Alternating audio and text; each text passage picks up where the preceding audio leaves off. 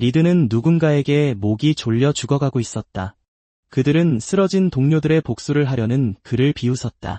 남자는 그가 목숨까지 바쳐가며 그렇게까지 하는 것이 인상 깊다고 생각했다. 그들이 준비하던 의식은 거의 끝나가고 있었다. 모든 신도들이 마법진 아래에 모였고 이제 리드의 모든 노력은 헛수고가 된 것 같았다.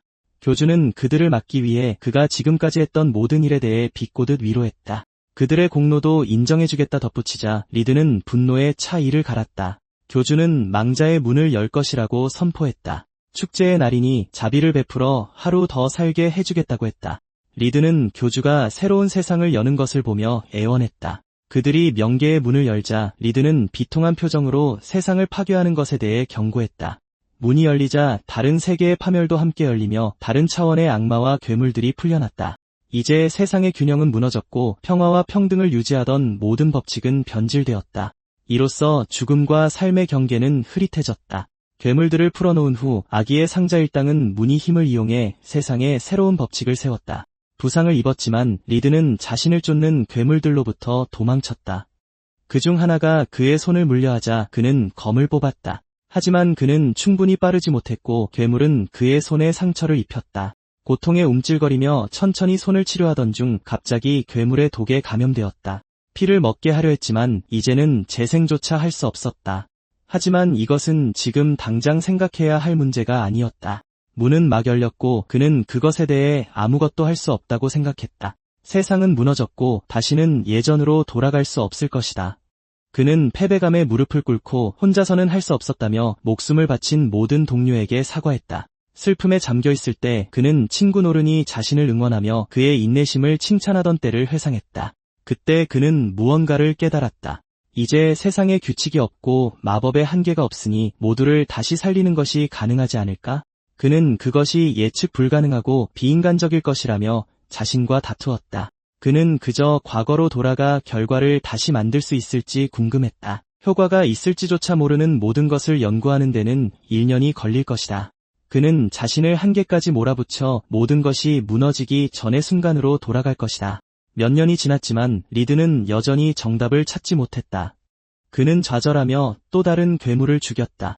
자신을 다그치며 계속 나아가기 위해 그는 그날 겪었던 고통을 계속해서 상기시켰다. 다친 손을 붙잡고 그는 원래 세상이 어땠는지 기억나지 않는다는 사실에 슬퍼하며 정말로 시간을 되돌릴 수 있을지 의문을 가졌다. 씁쓸한 표정으로 그는 자신의 연구실로 돌아갔다.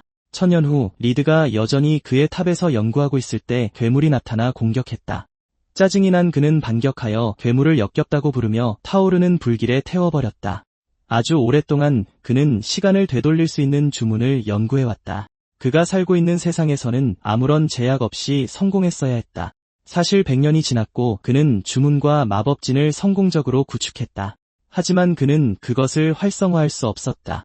그를 계속 앞으로 나아가게 한 유일한 것은 잊을 수 없는 과거의 기억뿐이었다. 그는 단지 과거로 돌아가기 위해 인간성을 포함한 많은 것을 희생했지만 여전히 충분하지 않았다. 그가 비탄에 잠겨있을 때 갑자기 마법진 주위의 기둥들이 빛났다. 마침내 주문이 활성화된 것 같았다. 그는 마침내 과거로 돌아가기 위해 자신에게 소리쳤다.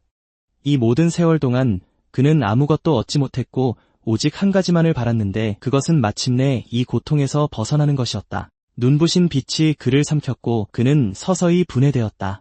그가 눈을 떴을 때 그가 보던 암울한 하늘과는 거리가 먼 밝고 푸른 하늘이 그를 반겼다. 그는 손을 내려다보고 흉터나 변이 없이 젊음의 활기가 넘치는 자신을 발견했다. 감격스러운 표정으로 그는 마침내 시간 역행 주문을 성공시켰다. 이번에는 악당들이 세상을 망치는 것을 막겠다고 그는 자신에게 맹세했다. 바로 그때 도슨이라는 이름의 심술궂어 보이는 남자가 나타나 자신이 해야 할 일에 대한 불만을 터뜨렸다. 놀란 리드는 재빨리 그에게 달려가 셔츠를 잡고 그 남자를 더 자세히 쳐다보았다. 남자는 그의 행동에 당황했다. 짜증이 난 그는 리드의 얼굴을 향해 주먹을 날렸지만 리드는 재빨리 피했다. 리드는 즉시 물러나며 그의 개인 공간을 침범한 것에 대해 사과했다. 리드가 자신의 주먹을 피한 것을 조롱한다고 생각한 달스는 그에게 계속해서 공격을 퍼부으며 한 방을 노렸다. 하지만 리드는 더 빨랐고 특히 지금은 몸이 더 가벼워진 상태였다. 달스는 그가 자신의 모든 공격을 피할 수 있었다는 사실을 믿을 수 없었다. 그는 섬뜩하고 이상하다고 느낀 남자를 날카롭게 쳐다보았다. 바로 그때 노른이 리드를 구하러 와서 싸움을 말렸다. 달스는 짜증스럽게 혀를 차며 그들을 뒤로하고 떠났다. 걱정이 된 노른은 친구가 이상하게 행동한다며 괜찮은지 물었다. 리드는 그녀에게 따뜻한 미소를 지으며 괜찮다고 안심시키고 모든 것에 대해 고마워했다. 그는 그녀의 손을 잡고 다시는 그녀를 고통받게 하지 않겠다고 조용히 맹세했다. 이번에는 그가 가진 모든 것을 다해 그녀를 지킬 것이다. 노르는 남자의 행동에 얼굴을 붉혔다. 심술이 난 달스는 뒤에서 소리치며 그들에게 계속 움직이라고 말했다. 그녀는 즉시 사과했고 마음을 가다듬은 후 리드에게도 어서 가자고 말했지만 그의 행동은 그녀에게 너무 이상하게 보였다. 한편 리드는 그 운명의 날이 어떻게 시작되었는지 왜 아직도 기억나지 않는지 조용히 생각했다. 그에게 아무리 많은 시간이 흘렀다 해도 모든 것을 기억해야 했다. 잠시 후 그들은 마침내 동굴을 발견하고 입구에 멈춰섰다. 고블린 한 마리가 나오자 달슨이 재빨리 그 생물을 섬멸했다. 그는 씩 웃으며 두 사람에게 자신을 잘 보라고 그래야 깔끔하게 처리하는 법을 알게 될 것이라고 말했다. 마을 근처의 고블린 소굴을 소탕하는 것이 그들의 임무였다. 이 작은 세부사항은 기억나지만 리드는 중요한 것들을 기억할 수 없었고 무언가 이상하게 느껴졌다.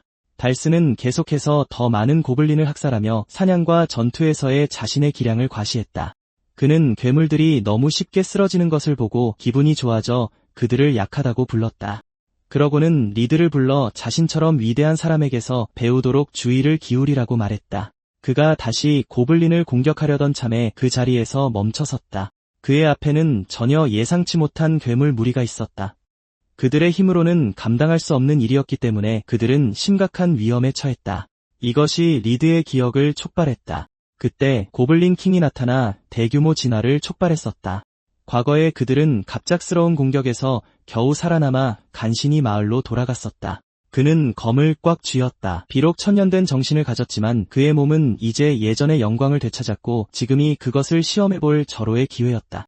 한편 노르는 리드가 아직 마법을 제대로 사용할 수 없기 때문에 달슨과 협력해야 한다고 조용히 생각한다. 이 때문에 그녀는 그들의 리더를 지원하고 그에게서 명령을 받아야 한다. 하지만 그 남자는 그런 괴물들과는 싸울 수 없다며 비겁하게 도망친다. 두 사람은 자신을 구하기 위해 그들을 버리고 간 그를 실망스럽게 쳐다본다. 절박해진 그녀는 리드를 위험에서 구하기로 결심하고 괴물들을 향해 돌진한다. 그녀는 리드에게 자기 등 뒤로 숨으라고 말하고 즉시 얼음 화살 마법을 발동한다. 그녀는 고블린을 겨냥하지만 그 생물에게 겨우 흠집만 냈을 때 충격을 받는다. 고블린 무리가 위협적인 기운을 뿜으며 그녀 앞에 서 있다. 그녀는 그들을 이길 가망이 없다고 확신하며 떨기 시작한다. 리드가 나서서 그녀에게 자기 등 뒤에 서라고 말한다. 그러고는 재빨리 뛰어올라 자신에게 다가오는 고블린들을 향해 검을 휘두른다. 그는 화염 칼날을 이용해 그들 하나하나를 베어버린다. 그가 타오르는 불길 속에 서 있자 노르는 그가 그런 엄청난 마법을 안다는 사실에 충격을 받는다. 리드는 마나가 약해졌다고 조용히 불평하지만 고블린 떼를 쓰러뜨리는 건 식은 죽 먹기라며 시익 웃는다. 하지만 놀랍게도 킹 고블린이 나타나 천천히 그들에게 다가온다. 위협을 느낀 노르는 단 한 방에 모두를 쓸어버릴 수 있을 거라며 자기들 같은 신참은 보스를 이길 수 없다고 조용히 인정한다. 킹 고블린은 리드에게로 시선을 돌리고 무기를 그에게 직접 휘두른다. 리드는 간신히 공격을 막아낸다. 노른이 그를 부르며 비명을 지르자 그는 뒤로 물러나 자세를 바로잡는다. 그는 몸이 약해지기 시작하는 것을 느끼며 천년의 훈련이 이 싸움을 따라가지 못하는 것에 좌절한다. 킹 고블린이 거대한 무기를 들어 다시 공격하려는 순간 그는 가볍게 위로 뛰어올라 검을 휘두른다. 힘은 부족할지 몰라도 천년의 연구가 담겨 있다. 그는 중력에서 마나를 끌어모아 중력을 거스르는 기술로 상대를 공격한다. 킹 고블린은 요란한 소리와 함께 즉시 땅에 쓰러진다. 고블린들은 모두 겁에 질려 그에게서 도망치려 한다. 그들이 도망치도록 내버려 두지 않고 그는 또 다른 공격을 퍼부어 남은 고블린들을 모두 섬멸한다. 노르는 그가 혼자서 모든 적을 쓸어버리는 것을 보고 감탄한다. 그는 정말 다른 사람이 되어버렸다. 하지만 리드에게는 이 정도로는 부족해 보였고 자신을 더 밀어붙여야 했다. 한편 달스는 괴물들에게서 미친 듯이 도망친 후 숨을 고르고 있다. 그는 팀원들을 떠올리며 그들 모두를 이기는 것은 불가능했으니 자신의 잘못이 아니라고 되낸다. 바로 그때 리드가 그의 뒤에 나타나자 그는 크게 놀란다. 그는 그들이 어떻게 살아남았는지 궁금해하며 운이 좋았다고 말한다. 하지만 노른이 그에게 다가가 그들을 모두 버리고 간 것에 대해 한마디 한다. 그녀와 리드가 임무를 완수하기 위해 거의 죽을 뻔했는데도 그런 짓을 한 그에 대해 경멸감을 드러내는데 주저하지 않는다. 달스는 그들이 모든 고블린을 섬멸했다는 말을 듣고도 자신의 귀를 의심했다. 잠시 후 그들은 무슨 일이 있었는지 보고하기 위해 클랜 마스터 레이나의 사무실로 돌아간다. 그들은 자세한 내용을 보고하며 고블린 대량 진화를 마주쳤다고 말한다. 리드는 달슨 덕분에 임무를 안전하게 완수했다고 감사 인사를 한다. 레이나는 속임수를 느끼고 이것이 사실인지 묻는다. 달슨은 즉시 그렇다고 확인한다. 그는 어차피 리드가 모든 고블린을 쓰러뜨렸을 리가 없다고 생각하며 불안하게 팀원들을 쳐다본다. 회의가 끝난 후 리드는 노른에게 장단을 맞춰줘서 고맙다고 한다. 그녀는 궁금해서 클랜 마스터에게 사실을 말하지 않았는지 묻는다. 아직 아무것도 밝힐 준비가 되지 않은 그는 지금은 설명할 수 없다며 그녀에게 사과한다. 그는 자신에게 쏠리는 관심을 피하기 위해 돈을 충분히 모아서 바로 클랜을 떠나야 한다고 조용히 다짐한다. 곧 아기의 상자가 계획을 실행하고 지하 세계의 문을 열 것이다. 과거가 반복되는 것을 막기 위해 그는 더욱 강해져야 한다. 이번에는 소중한 사람들을 지키고 세상을 구하는 데 실패하지 않을 것이다. 한편 레이나는 부하들과 최근의 고블린 대량 진화 사건에 대해 논의했다.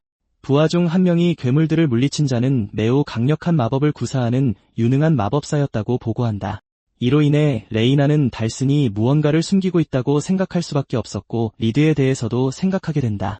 그녀는 그들을 추궁할 계획이지만 먼저 지켜보는 것도 고려하고 있다. 생각보다 점점 더 흥미로워지고 있었다.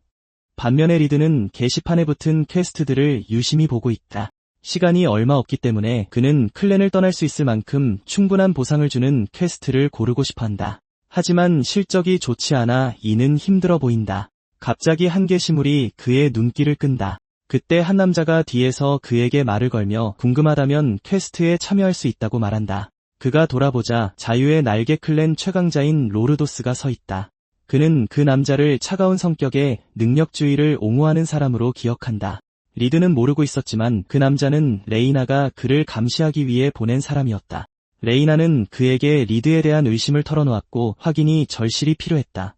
현재 로르도스는 자신에게 주어진 임무를 터무니없는 일로 여기며 조용히 불평한다. 한편 리드는 그의 행동이 수상쩍다고 여기며 경계한다.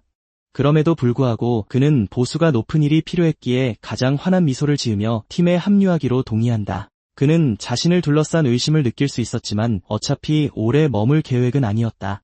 그에게는 우선적으로 처리해야 할 아기의 상자라는 자신만의 문제가 있다. 이것이 클랜과의 마지막 임무가 될 것이며 그는 아기의 상자를 혼자서 처리해야 한다. 돌아가는 길에 로르도스는 여행자 실종 사건을 다루게 될 테니 조직적인 집단과의 싸움에 대비해야 한다고 말한다. 리드는 그와 함께라면 싸움은 식은 죽 먹기일 거라고 말한다. 하지만 그가 상대하기 어렵다고 느끼는 것은 그 남자의 차가운 성격이다. 잠시 후 노르는 그가 짐을 다 쌌는지 물으며 그렇게 난이도 높은 의뢰를 맡았는지 궁금해한다. 리드는 로르도스가 친절하게도 그들을 받아주었고 이것 또한 좋은 경험이 될 수 있다고 말한다. 하지만 무섭다면 빠져도 괜찮다고 한다. 노른에게 이것은 선택사항이 아니었다. 그러면 그녀는 더 불안해질 것이기 때문이다. 그녀는 고블린과의 싸움 이후 그를 계속 지켜봐야 했다. 그날 이후 그녀 역시 그를 몰래 감시하기로 결심했다. 달스는 늘 귀족들을 만날 로르도스와 한 팀이 되었다는 게 믿기지 않는다며 떠들어댄다. 로르도스는 그가 짜증나지만 이런 임무를 준 레이나를 속으로 욕하며 조용히 있기로 한다. 잠시 후 그들은 모두 실종된 여행자 사건을 조사하러 가서 마을 사람들을 신문하고 범죄 현장에 들러 무슨 일이 있었는지 추가로 파악한다. 다시 모인 후 그들은 가장 의심스럽고 범인의 은신처일 가능성이 높은 동굴을 지목한다. 달스는 그들이 실력이 있는 걸로 보아 타락한 전 모험가 집단이 아닐까 생각하지만 로르도스처럼 강한 사람이 함께 있으니 걱정을 떨쳐버린다. 로르도스 역시 범죄 현장이 깨끗하지 않고 대부분의 흔적이 숨겨져 있지 않아 이상하게 생각한다. 게다가 주변에서 인간의 시체는 하나도 찾을 수 없었다. 그는 3명의 짐덩어리를 데리고도 임무를 완수할 수 있다고 자신한다. 한편 리드는 정반대로 생각한다. 그는 로르도스에게도 이건 힘들어 보인다고 조용히 생각한다. 그는 이것이 기묘한 사건이고 과거에도 이런 종류의 범죄 배후에는 보통 아기의 상자가 있었기 때문에 그들이 관련되어 있을 것이라고 추측한다. 달스는 쉬던 자리에서 일어나 임무를 끝내자고 그룹을 독려한다. 하지만 리드는 여전히 생각에 잠겨 있다. 그는 이 임무에 대해 불길한 예감을 느끼고 세 사람이 위험에 휘말리게 할 수 없다. 그의 망설임을 눈치챈 달슨이 그를 부르며 계속 움직이라고 말한다. 리드는 느낌이 이상하다며 일단 돌아가서 지금까지 모은 정보를 보고하자고 제안한다. 달슨은 그를 어리석다고 생각하는 반면 로르도스는 무언가 깨달은 듯하다. 달슨은 고작 도적들 때문에 물러서냐며 계속 그를 조롱하지만 그는 그 남자를 무시하고 로르도스의 의견을 묻는다. 로르도스는 그가 사건이 얼마나 이상한지 알아차리고 모험의 규칙을 따를 만큼 단호한 것에 감명받는다. 하지만 자신이 있으니 로르도스는 그들이 감당할 수 있다고 자신한다. 리드는 잠시 멈칫한다. 로르도스는 이 도시에서 가장 강한 모험가 중 한 명이며 임무 중에 그와 맞먹는 상대를 만나는 것은 거의 불가능하다. 지금은 뒤로 물러서서 그가 나머지를 처리하게 두는 것이 최선이다. 게다가 그를 설득해서 돌아가게 할 만한 정보가 충분하지 않다. 이리하여 그는 그룹에게 사과하고 앞으로 나아가기로 동의한다. 달슨이 로르도스에게 의문을 제기한 소년을 훈계하는 동안 로르도스는 마치 위험한 일이 일어날 것처럼 등골이 오싹해지는 것을 느낀다. 다른 곳에서는 한 남자가 혼자 웃고 있다. 그는 손에 해골머리를 든 채 금화를 소유하고 있다. 그의 뒤에는 언데드 군단이 그의 명령을 기다리고 있다. 일행은 마침내 단서가 가리키는 동굴에 도착한다. 그들은 또한 그 지역을 돌아다니는 대규모 인원의 흔적도 발견했다. 로르도스는 진지한 표정으로 임무 중에 경계를 늦추지 말고 집중하라고 경고한다. 한편 그들을 염탐하던 남자 레제프는 자신의 경계 구역에서 로르도스를 보고 상당히 놀란다. 그는 그들을 물리친 후 꼭두각시 몸을 버리고 기지를 옮길 계획이다. 그는 로도스가 자신의 꼭두각시를 상대로 이길 수 있을지 알아볼 생각에 신이 나 있었습니다. 그가 염탐에 한창일 때 리드가 그를 똑바로 쳐다보자 깜짝 놀랍니다. 그는 소년이 자신이 염탐하는 것을 눈치챘다는 사실을 믿을 수 없습니다. 그들은 동굴에 들어서자 어딘가 이상해 보이는 무리의 환영을 받습니다. 두려웠지만 그들은 로도스가 곁에 있어 안심합니다. 한편 그는 내부에서 느껴지는 만화를 통해 이것이 단순한 도적의 습격이 아니라는 것을 이미 알아차립니다. 분명히 무언가 잘못되었습니다. 달스는 목숨을 살려주겠다며 그들에게 항복하라고 말합니다. 하지만 그들은 갑자기 공격해오고 로도스가 앞장서서 나섭니다. 그는 검을 뽑아 뇌명참을 날리며 상대를 위협하려 합니다. 달스는 모험가에게 감히 도전한 상대들을 바보라 부르며 그를 응원합니다. 하지만 모두가 경악스럽게도 도적들은 아무렇지 않게 다시 공격해옵니다. 로도스는 자신의 공격에 동요하지 않는 것을 믿을 수 없었고 그들이 더 이상 인간이 아니라는 것을 깨닫습니다. 리드는 그들이 강령술로 조종되는 인간 꼭두각시와 싸우고 있으며 그것이 분명 아기의 상자에 의해 조종되고 있음을 즉시 알아차립니다. 그러고는 시전자를 찾기 위해 기운과 그 위치에 집중합니다. 얼마 후 그는 마침내 시전자를 찾아냈고 그가 마법을 통해 자신들을 지켜보고 있다는 것을 알아냅니다. 너무 집중한 나머지 그는 꼭두각시 하나가 자신을 노리는 것을 눈치채지 못합니다. 다행히 로도스가 나타나 그를 구하고 전투 중에 멍하니 있었다며 질책합니다. 결심을 굳힌 그는 모험가에게 앞으로의 전투는 자신이 맡겠다며 반대 방향으로 달려갑니다. 팀원들이 그를 막으려 하지만 그는 던전 안으로 달려갑니다. 그는 싸우면서 시전자를 잡는 것은 불가능하기에 이것이 최선의 방법이라고 생각합니다. 그래서 그는 시전자를 처리하는 동안 나머지는 로도스에게 맡기기로 합니다. 그는 갑자기 멈춰서고 마침내 시전자를 찾아냅니다. 레제프는 자리에서 일어나 그가 로도스보다 더 날카로운 직감을 가졌다며 놀라움을 표합니다. 그러고는 자신을 소개하며 세상을 손에 넣으려는 위대한 마법사라고 말합니다. 확실히 하기 위해 리드는 그가 도적들의 시체를 조종하는 사람이냐고 묻습니다. 레제프는 씩 웃으며 자신의 마법이 대단하다고 말하며 이를 인정합니다. 그는 자신의 정체를 숨기고 왕국에 들키지 않기 위해 도적들의 시체를 이용했다고 밝힙니다. 리드는 죽은 자를 조종하는 마법이 레제프의 것이 아니라 아기의 상자에서 비롯된 것임을 간파합니다. 레제프가 살기 어린 눈빛을 보내지만 그는 아랑곳하지 않습니다. 리드는 그가 자기 조직 몰래 아기의 상자에서 힘을 훔쳤다는 것을 알아챕니다. 레제프는 도둑이라는 말을 듣자 경멸감을 감추지 못합니다. 그는 리드의 힘을 인정하면서도 그를 불쾌하게 여깁니다. 리드가 그의 계획을 망쳐놓았고 이제 모든 것이 무너지고 있습니다. 하지만 레제프는 이에 동요하지 않고 비밀을 지키기 위해 그를 처리하기로 합니다. 그는 리드를 향해 달려들며 피하기만 하는 소년을 조롱합니다. 리드는 쏟아지는 공격을 계속해서 피합니다. 레제프는 위협적인 웃음을 터뜨리며 소년은 상대가 되지 않는다고 선언하며 반복적으로 공격을 퍼붓습니다. 그는 불꽃 공격을 펼쳐 적에게 날립니다. 잠시 승리를 자축하던 그는 리드가 사라진 것을 발견하고 충격에 빠집니다. 그는 리드가 어떻게 그런 주문을 쉽게 구사하는지 믿을 수 없습니다. 리드는 레제프가 서서히 자신에게 위협을 느끼기 시작하는 것을 보며 자신감 있게 다가갑니다. 그는 리드처럼 강한 모험가가 존재했다면 알았어야 했는데 이제야 알게 된 것에 꽤 충격을 받습니다. 위협을 느낀 그는 전력을 다해 또 다른 주문을 펼칩니다. 하지만 리드가 한 발 앞서 화염의 힘으로 그를 공격합니다. 연기가 거치자 레제프는 처음에 상대를 얕봤던 것을 후회한다고 말합니다. 방금 소환한 마리오네트 골렘이 아니었다면 그는 분명 패배했을 것입니다. 한편 팀은 다른 꼭두각시들을 막아내느라 바쁩니다. 노른이 힘겹게 그들을 막아낼 때 로도스가 나타나 그녀를 구해줍니다. 그녀는 다시 살아나는 꼭두각시들을 보며 그에게 구해줘서 고맙다고 말합니다. 로도스는 언데드들의 움직임 또한 조직적이어서 물리치기 어렵다고 느끼기 시작합니다. 그는 누군가 그들을 조종하고 있는지 의심하지만 언데드 무리를 지휘하는 자에 대해 들어본 적이 없습니다. 한편 달스는 리드가 어디 있는지 궁금해하며 돌아오면 죽여버리겠다고 맹세합니다. 다른 곳에서는 리드와 레제프가 여전히 서로 싸우고 있습니다. 레제프는 자신의 골렘에게 공격을 명령합니다. 이에 맞서 리드는 화염검을 휘둘러 골렘을 향해 날리고 타오르는 불꽃으로 태워버립니다. 하지만 골렘은 상처 하나 없이 멀쩡했고 레제프는 만족스러워합니다. 그는 골렘을 만들기 위해 30명이 넘는 도적들을 꿰매 붙였다고 밝힙니다. 그는 그런 걸작을 만든 자신을 천재라고 칭합니다. 그의 얼굴에 나타난 충격을 보고 그는 소년을 조롱하듯 웃습니다. 분노한 리드는 그가 무의미한 괴물을 만들기 위해 많은 사람을 죽였다는 것을 알고 그에게 소리칩니다. 그의 분노를 본 레제프는 위축되는 것을 느낍니다. 그는 침착하려고 했으며 고작 모험가 따위가 자신의 걸작을 상대할 수 없다고 되뇌입니다. 갑자기 리드는 공간 도약을 사용해 레제프를 공격하려 합니다. 하지만 골렘이 끼어들어 주인을 보호합니다.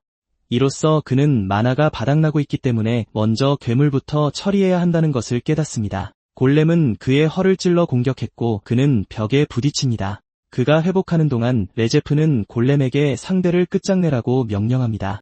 리드는 만화가 고갈되는 것을 느끼기 시작했고 이기기 위해 다른 기술을 사용하기로 계획합니다. 그는 마법 주문을 발동시켜 상대를 경악하게 만듭니다. 현재 만화로는 한 번만 발동할 수 있으니 낭비해서는 안 됩니다. 남아있는 모든 만화를 모아 그는 모든 것을 꿰뚫는 일격인 유사용포를 발동시킵니다. 그는 골렘을 향해 발사했고 골렘은 즉시 파괴되어 레제프를 충격에 빠뜨립니다. 공격은 그에게도 적중하여 순식간에 그의 두개골을 부숴버립니다. 그는 이전에 레제프와 골렘이 일직선이 되도록 공격을 신중하게 계획하여 한 번에 그들을 공격해 모든 것을 끝내려 했습니다. 그는 아기의 상자가 그렇게 쉽게 자신들을 드러내지 않을 것이라 생각하며 레제프는 단지 독단적으로 행동한 졸개일 뿐이라고 추측합니다. 그는 아기의 상자에 맞서려면 빨리 더 강해져야 한다는 것을 깨닫습니다. 한편 달스는 이미 한계에 다다라 더 이상 꼭두각시와 싸우기를 거부하고 두려움에 눈을 감습니다. 운 좋게도 언데드들은 모두 땅에 쓰러져 움직이지 않습니다. 다른 사람들도 충격을 받았고 로도스는 꼭두각시들이 한꺼번에 멈춘 것을 보아 시전자가 이미 패배한 것인지 궁금해합니다. 그는 시전자를 물리친 사람은 강한 자임에 틀림없다며 그가 누구일지 궁금해합니다. 그들은 모두 방 반대편을 바라보며 무서워서 숨어 있었다고 사과하며 나타나는 리드를 지켜봅니다. 달스는 그에게 어리석고 비겁하다며 소리칩니다. 로도스가 소년을 감싸며 그것은 현명한 결정이었고 싸움을 자신에게 맡긴 것은 옳은 선택이었다고 말합니다. 달스는 다시 입을 열려다가 그만둡니다. 그러고는 그들에게 가장 가까운 마을로 돌아가시라고 하고 자신은 남아서 던전을 더 조사하겠다고 말합니다. 홀로 그는 던전을 탐험하며 더 깊이 들어갑니다. 그가 돌아섰을 때 그는 레제프의 시체와 이전에 있었던 싸움의 흔적을 보고 충격을 받습니다. 강력한 주문으로 생긴 거대한 분화구가 선명하게 보입니다. 그의 마음은 리드에게로 돌아가 레이나의 임무를 기억해냅니다. 그는 갑자기 깨닫게 됩니다. 정말 신입인 리드가 시전자를 물리친 것이 가능할까? 로도스의 도움 덕분에 리드는 여정에 필요한 자금을 충분히 모았습니다. 예전의 힘을 되찾기 위해 그는 클랜을 오랫동안 떠나 있어야 합니다. 그때 노른이 복도 끝에서 그를 부르며 지난 임무가 얼마나 힘들었는지에 대해 가볍게 이야기를 나눕니다. 그녀는 그 사건에 매우 높은 수준의 금지된 마법이 사용되었다고 들었습니다. 사건이 워낙 기이해서 수도에서는 용기사단이 포함될 수도 있는 조사관들을 파견할 정도입니다. 그들의 존재만으로도 소녀는 안심이 되었고 심지어 그들을 만나고 싶어합니다. 놀랍게도 리드는 용기사단이 적들을 막을 수 없다고 말합니다. 그 말에 그녀는 당황했지만 그는 설명을 거부하며 자기가 한 말은 잊으라고 합니다.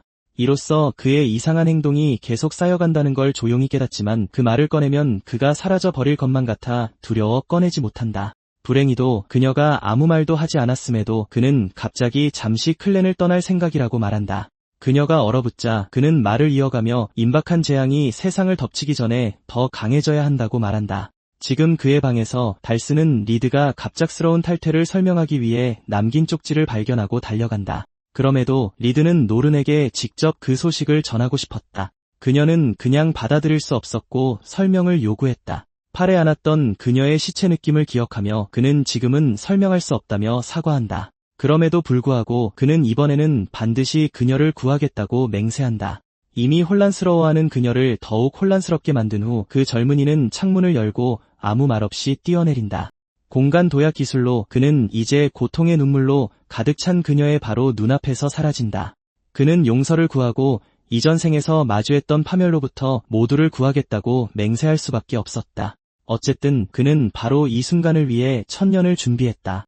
레이나의 사무실에서 로르도스는 마을에서 수상한 사건들이 계속 발생하고 있다고 보고했다. 올해 들어 용기사단의 활동이 점점 활발해지면서 그는 경계하지 않을 수 없다. 그녀는 신경 쓰지 않고 리드에 대한 그의 의견에 더 관심이 있다. 그 소녀는 최상급 전사의 힘을 숨기고 있는 것 같았지만 나쁜 짓을 꾸미는 것 같지는 않았다. 필요하다면 로르도스는 그의 정체를 드러내게 할 만큼만 그를 궁지로 몰아넣을 의향이 있다. 클랜 마스터는 그의 직감을 기꺼이 믿으며 특정 사건들 동안 무슨 일이 있었는지 마침내 감을 잡게 되자 흥미를 느낀다. 신입치고는 실력이 너무 뛰어나서 그 모험가는 그가 마법 도구를 사용하는지 궁금해한다. 어찌됐든 레이나는 아무리 이상하더라도 유능한 사람들을 기꺼이 환영한다. 바로 그때 달슨이 긴급 보고를 하며 방으로 뛰어들어왔다. 두 사람이 중요한 회의 중이었기에 그는 노크하는 법부터 배우라며 꾸중을 듣는다. 그는 이해했지만 그래도 리드가 혼자 여행을 떠난다는 쪽지 소식을 전해야만 했다. 그들은 잠시 충격을 받고 그 문제에 대해 더 자세한 내용을 요구한다. 레이나는 특히 괴로워하며 그토록 귀중한 모험가를 잃고 싶어 하지 않았다. 빠르게 강해지기로 결심한 리드는 헤카테가 그의 첫 번째 주요 목적지로 가는 경유지이기도 하므로 그곳으로 향하는 것이 최선의 선택이라고 결정했다. 그 도시의 영주는 아기의 상자 단원들과 결탁한 혐의를 받고 있다. 여행을 계속하던 중 그는 마차 무리를 발견하고 손을 흔들며 태워달라고 그들을 향해 달려간다.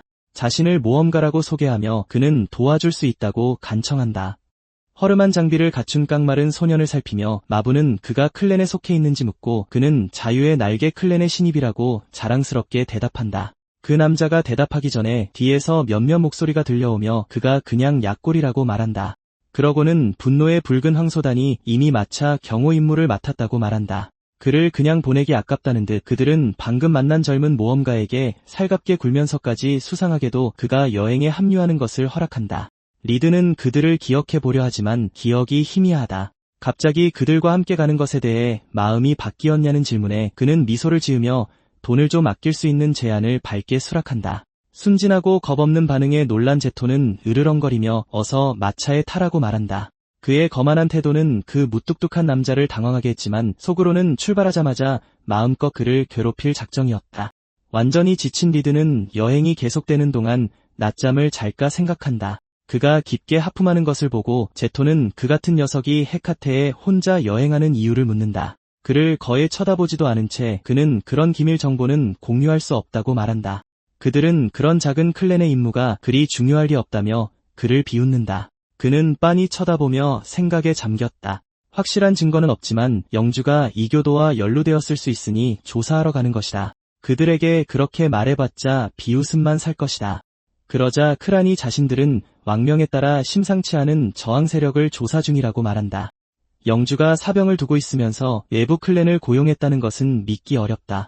그들이 수상하다고 지적하고 싶지는 않지만 그는 모험가들에게 조심하지 않으면 이용당하고 버려질 수 있다고 경고한다. 그 신입은 그들이 큰일을 맡았을 가능성을 의심하느냐는 질문을 받자 자신의 조언을 받아들일지 말지는 그들에게 달렸으니 진정하라고 말한다. 그의 말은 시간이 지날수록 더욱 모욕적으로 변했고 설상가상으로 그는 세상 모르고 졸기 시작한다. 그의 오만함에 질린 제토가 그 소년에게 교훈을 주려고 칼을 뽑았지만 갑자기 마차 전체가 옆으로 심하게 흔들리며 거의 뒤집힐 뻔한다. 그들은 상인에게 소리치며 마차를 안정시키라고 말하지만 그는 공포에 얼어붙어 있다. 그들 앞에는 대지 위로 우뚝 솟은 거대한 황소가 있었다. 그런 것이 인간 정착지 근처에 있다는 것 자체가 악몽이었다. 보통 황소도 근육 밀도가 높아 칼날이 거의 긁히지도 않는데 이렇게 거대한 것은 처음 본다. 표적이 되고 싶지 않은 상인은 멀리 돌아가려 하지만 붉은 황소단은 여정을 지체하고 평판을 위협하고 싶지 않다. 지금이 영주의 환심을 살 기회이므로 늦출 수 없다. 모험가가 7명이나 있으니 빨리 해치우고 갈 수 있을 것이다. 그는 모두에게 함께 맞서 한 번에 공격하라고 간청한다. 그들은 그대로 해보지만 아무것도 통하지 않고 황소는 하늘을 향해 포효하며 다른 모험가를 땅으로 내동댕이 친다. 무력한 비명을 들으며 검도 마법도 방어를 뚫지 못하자 남자들은 희망을 잃기 시작한다. 제토는 욕설을 내뱉지만 상황을 이해한다. 그는 짐승의 주의가 쏠린 동안 모두에게 짐을 버리고 후퇴하라고 말한다. 귀중한 화물이니 잃어버리면 상인에게 책임지라고 부추긴다. 하지만 그는 아까 돌아가자고 했을 때 그들이 듣지 않았다고 반박한다. 그들은 헤카테에 도착하기도 전에 목숨을 잃을 뻔했다. 그들의 논쟁은 황소가 새로운 목표물에 눈을 고정하고 더 가까이 다가오면서 중단된다. 이제 마차를 발견했으니 남은 선택은 도망치는 것뿐이다. 크라는 신입을 깨워 도망치라고 말하기 위해 나무를 두드린다. 리드는 소란스럽다며 투덜거리며 천천히 눈을 뜨지만 수송대에 무슨 일이 일어나고 있는지 깨닫자마자 그들의 시야에서 사라진다. 황소가 마차를 뚫고 지나갈 기세로 돌진하는 동안 그 젊은이가 위에서 나타났다. 극도로 집중된 눈으로 뛰어내리며 그는 생명체를 향해 칼을 휘두르고 착지한 땅을 부서뜨린다. 다른 남자들은 그 광경과 충격에 경악한다. 그들은 리드가 태연하게 서서 위험한 짐승이 어디 있냐고 묻는 모습을 믿을 수 없다는 듯 쳐다볼 뿐이었다. 그들이 그의 발밑을 가리키자 젊은이는 발밑에 있는 거대하지만 죽은 괴물을 빤히 쳐다본다. 모험가들은 배지도 못했는데 그는 단 한 방에 쓰러뜨렸고 그가 누구인지에 대한 의문은 일단 접어두게 했다. 두 붉은 황소단 단원들은 목숨을 구해준 것에 대해 그를 칭찬하고 감사한다. 만약 일이 잘못되었다면 그들의 클랜은 호위 임무 실패로 손실을 입었을 것이다. 그들의 태도가 얼마나 빨리 바뀌었는지 소름 끼쳤지만 리드는 이 기회를 이용해 영주가 저항 세력을 조사하는 것에 대해 묻는다. 크라는 그것에 대해 말하고 싶어 하지 않지만 제토는 그가 젊은이에게 반대하지 못하게 말린다. 그는 불만을 품은 군대가 영주에 대항해 쿠데타를 계획하고 있다는 소문을 공유한다. 아직 소문에 불과하지만 그렇게 예민하게 구는 걸 보면 목표는 분명 무언가를 숨기고 있을 것이다. 일행은 여정을 재개했고 곧 목적지에 도착했다. 성문 앞에서 리드는 참견하는 위험을 무릅쓰고 그 문제에 너무 깊이 관여하지 말라는 경고를 반복한다. 제토는 망설임 없이 미소를 지으며 그의 배려에 감사한다. 그의 친절함은 적어도 경계심을 풀게 했지만 그는 애초에 그 일을 제안받은 것 자체가 이미 수상했다는 데 동의한다. 일단 그들은 하룻밤 쉬고 돌아가기로 결정한다. 어쨌든 그 젊은 신입의 말에도 일리가 있다. 길 위에서의 대화는 그를 상황에 대해 더욱 의심하게 만들었다. 그의 진짜 목표는 헤카테 근처에 숨겨진 엘프 성역에서 훈련하고 만화를 증폭시키는 것이다. 지금 수준으로는 이교도 간부를 이길 수 없지만 레제프 수준의 상대라면 괜찮을 것이다.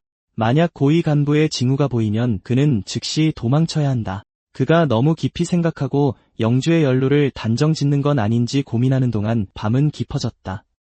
두건을 쓴 인물이 로잠 영주에게 마법사의 심장을 훌륭한 제물로 제안하며 말했다. 이 목적을 위해 약한 모험가 한 무리가 이미 소환되었다.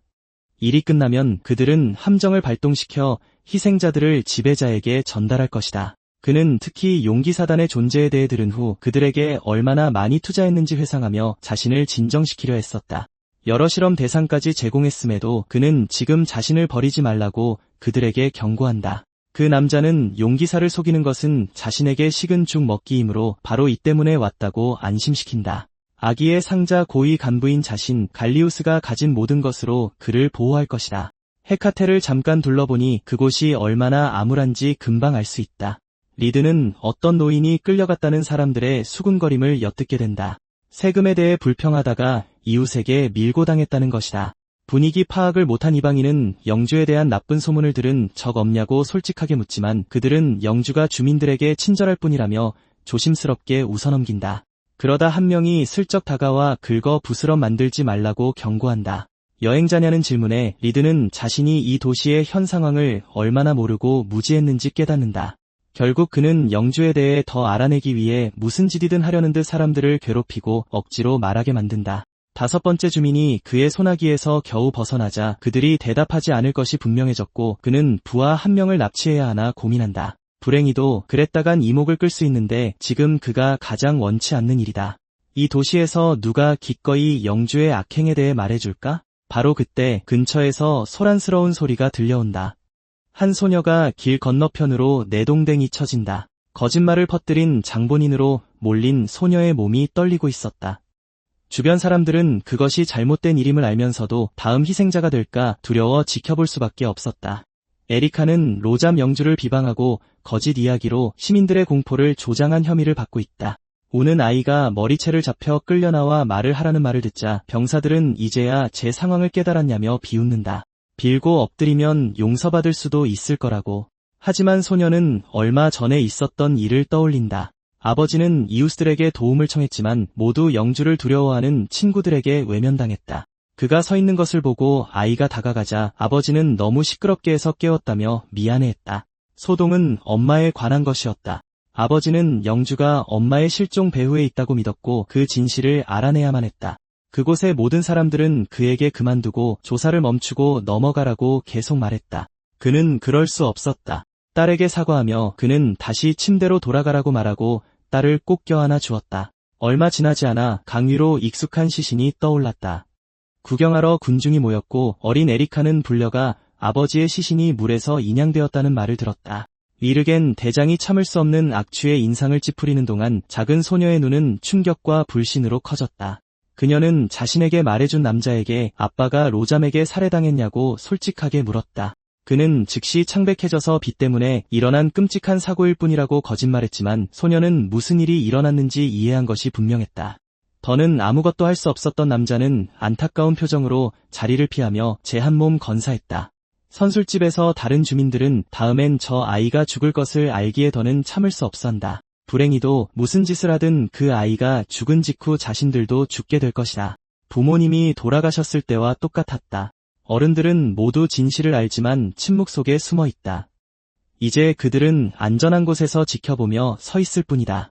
영주와 마주한 소녀는 그가 자기 어머니를 제물로 바치고 그 사실을 알게 된 아버지를 죽였다고 비난한다. 자신을 지켜줄 사람은 이제 아무도 없지만 그럼에도 포기하지 않고 에리카가 감히 자신에게 말대꾸하자 격분한 로잠은 대장에게 아이를 갈기갈기 찢어버리라고 명령한다. 그래야 다신 아무도 그런 무례함으로 자신에게 다가오지 않을 테니까. 그는 주저없이 소녀를 땅에 내동댕이 치고 칼을 뽑는다. 그는 칼을 치켜들며 무자비하게 미소 짓고는 저 세상에서나 어리석음을 후회하라고 말한다. 리드가 나타나 몸으로 칼날을 막아내면서 소녀에게는 아무런 충격도 전해지지 않았다. 그들이 그의 정체를 묻는 동안 모험가는 자신의 목적에 딱 맞는 인터뷰 상대를 찾았다는 사실에 기뻐할 뿐이다. 소녀는 그를 보자 눈물을 글썽인다. 이 와중에 영웅놀이를 하고 싶어 안달난 소년을 죽이라는 명령을 받은 위르겐은 다음번엔 연기할 무대를 더 잘 고르라고 조언한다. 결국 그렇게 무모하게 굴다간 목숨을 잃게 될 테니 말이다. 그는 소년을 처형할 작정으로 검을 내리치지만 리드는 자신의 무기로 완벽하게 그 공격을 막아낸다. 미소를 지으며 그는 칼을 휘둘러 대장의 손에서 검을 쳐낸다. 모두가 강철검이 땅에 부딪혀 쨍그랑거리는 것을 보며 충격에 빠졌다. 헤카테 최고의 검객이 아이에게 너무나 쉽게 제압당했다. 그는 쥐는 힘이 약하고 눈빛이 모든 움직임을 드러낸다는 말을 듣는다. 결론적으로 이 도시 최강자는 알려진 만큼 대단하지 않다는 것이다. 격분한 그의 모습이 신호인 듯 리드는 에리카의 손을 잡고 떠나겠다고 말한다. 로잠은 모두에게 당장 저 둘을 잡으라고 명령한다. 하지만 누구도 움직이기 전에 모험가는 이미 뛰어올라 영주의 얼굴을 발판 삼아 받고 있었다. 다행히도 그 거만스러운 얼굴은 도약을 위한 훌륭한 발판이 되어주었다. 그렇게 그는 적들로부터 충분한 거리를 확보했다. 영주의 시종들이 그를 걱정하지만 그는 그저 당장 둘을 잡으라고 명령할 뿐이다.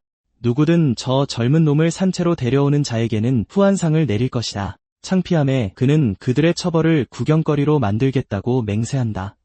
경비병들은 사랑하는 영주님을 걷어찬 저 젊은 놈을 잡으라는 명령을 받는다. 그들이 그를 쫓으려 하자 리드는 그들의 끈질김에 점점 짜증이 난다. 에리카가 자신 때문에 곤경에 처하게 한 것을 사과하자 그는 개의치 않고 너무 많은 관심을 끌지 않고 벗어나는 데 집중한다. 하지만 너무 늦은 것 같다. 기사단장이 복수를 다짐하자 소녀는 너무 죄책감을 느끼고 자신을 버리고 가라고 말한다. 그러지 않으면 그도 잡힐 것이다. 그는 소녀의 경고에 아랑곳하지 않고 놓아주는 대신 양팔로 그녀를 안아 들고 땅에 발을 딛는다. 기사들은 자신들이 이겼다고 생각하고 그를 해치우려 돌진하지만 리드는 공간 도약 기술을 사용해 이르겐의 칼날이 닿기 직전에 사라진다. 그가 갑자기 나타났을 때 사용했던 것과 같은 마법이다. 그들이 도망쳤다고 생각하며 방심한 순간 소년이 바로 눈앞으로 돌아와 순간이동으로 그의 머리에 회전 발차기를 날린다. 대장은 그의 순간이동이 얼마나 빨랐는지 가늠할 수 없어 쓰러진다. 여전히 그들을 찾기 위해 주위를 둘러보던 그는 고개를 들어 하늘에서 떨어지는 물체를 발견한다. 단단한 기왓장이 그의 머리에 부딪혀 박살난다. 동료들이 그를 돌보는 동안 리드는 이번엔 그냥 보내주겠지만 다시는 만나지 말라고 충고한다. 그가 정확히 누구냐고 묻자 에리카는 그가 로잠에 대해 더 알고 싶어하며 가급적이면 자신에게서 듣고 싶어 한다는 말을 듣는다. 이내 그는 그 사악한 남자가 처음부터 악했다는 말을 듣는다. 왕법을 넘어 세금을 올린 후 저항하는 자는 누구든 처형했다. 그녀의 아버지는 심지어 그를 왕국 전체에서 최악의 영주라고 부르곤 했다. 반란군을 밀고 하는 자에게는 은하를 내걸었고 모두가 가난해지면서 상황은 악화되었다. 이 도시는 한때 밝고 활기가 넘쳤고 그의 아버지는 꽤 괜찮은 사람으로 여겨졌다. 불행히도 그의 자리를 물려받은 자는 완전한 폭군이다. 반란군에 대한 소문을 떠올리며 그는 그녀에게 그것에 대해 들은 것이 있는지 묻는다. 어른들은 너무 두려워서 싸우지 못했고 마녀의 비극 동안 행동한 사람은 그녀의 아버지뿐이었다. 어느 날 10명이 넘는 여인들이 도시에서 사라졌고 그중 일부는 나중에 폐허에서 심장이 뽑힌 채 발견되었다. 그 비열한 사건에 그는 구역질이 난다. 사람들은 그것을 일종의 악마의식으로 여겨 마녀의 비극이라 불렀다. 그녀의 어머니도 희생자 중 한 명이었다. 이전에 영주의 병사들이 그들을 호위하는 것을 본 후 모두가 조용히 그것이 로잠의 짓이라고 추측했다. 리드는 그 교단이 항상 흑마법 의식의 재물을 공급하기 위해 지역 영주들을 이용했다는 것을 기억한다. 다시 말해 그의 아기의 상자와의 연관성에는 의심의 여지가 없다. 아기의 상자는 실제로 헤카테에서 활동하고 있으며 간부가 있을 가능성이 높다. 위험을 고려하여 리드는 조사를 중단하고 철수하는 것이 최선일지 고민하지만 에리카는 어머니가 돌아가신 후 아버지가 어떻게 싸울 준비가 되어 있었는지 계속 이야기했다. 아무도 그를 도우러 오지 않았고 그래서 그녀는 비겁한 마을 사람들에게 의지하기를 거부했다. 잠시 침묵이 흐른 후 그는 그녀의 아버지가 그냥 도망칠 수도 있었다고 말한다. 아내의 복수를 하는 대신 아직 살아있고 그가 곁에 있어 줘야 할 딸과 함께 도시를 탈출하는 선택을 할 수도 있었다. 그도 그것을 알았지만 그 사건에서 그냥 도망칠 수는 없었다. 에리카는 이방인이 자신을 구해준 것에 감사하면서도 그가 절대로 이해할 수 없을 거라며 소리치고 반박한다. 반대로 그는 아주 잘 이해한다. 때로는 도망치는 것이 가장 현명한 행동이며 헛되이 죽는 것보다 훨씬 낫다.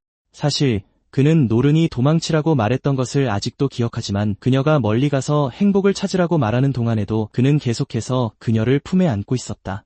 자신의 목표가 진정으로 중요하다면 분노는 억누르고 침착한 계획으로 대체해야 한다. 시간이 지나면 공허함도 아물기 시작할 거고 그 과정에서 새로운 사람들과 친구가 될 기회도 있을 거야.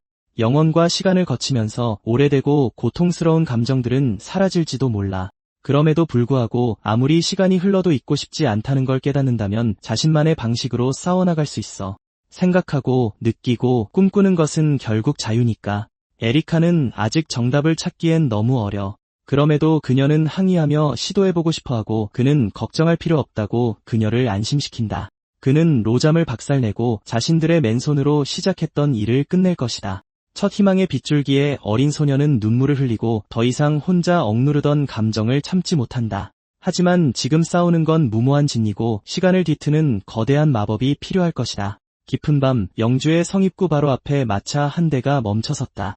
한 경비병이 왕국의 용기사단에게 경례하며 그들을 방으로 안내하겠다고 제안한다. 레일라는 영주를 만나기 전에 도시를 둘러보고 싶다며 단호하게 거절한다.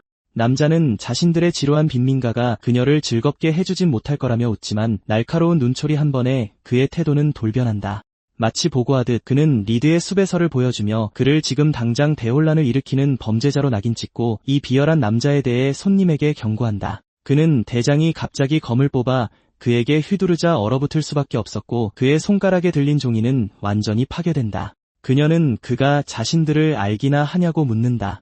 우리는 왕관의 적들을 치는 검이다. 시궁창 건달에서 범죄자가 된 놈의 기습 공격조차도 그들을 늦출 순 없다. 온 마을이 건드린 벌집처럼 경비병들로 들끓어서 몰래 이동하는 것이 아주 골치 아파졌다. 리드는 로잠에 대해 더 연구하고 제대로 된 계획을 세울 시간이 더 필요했다.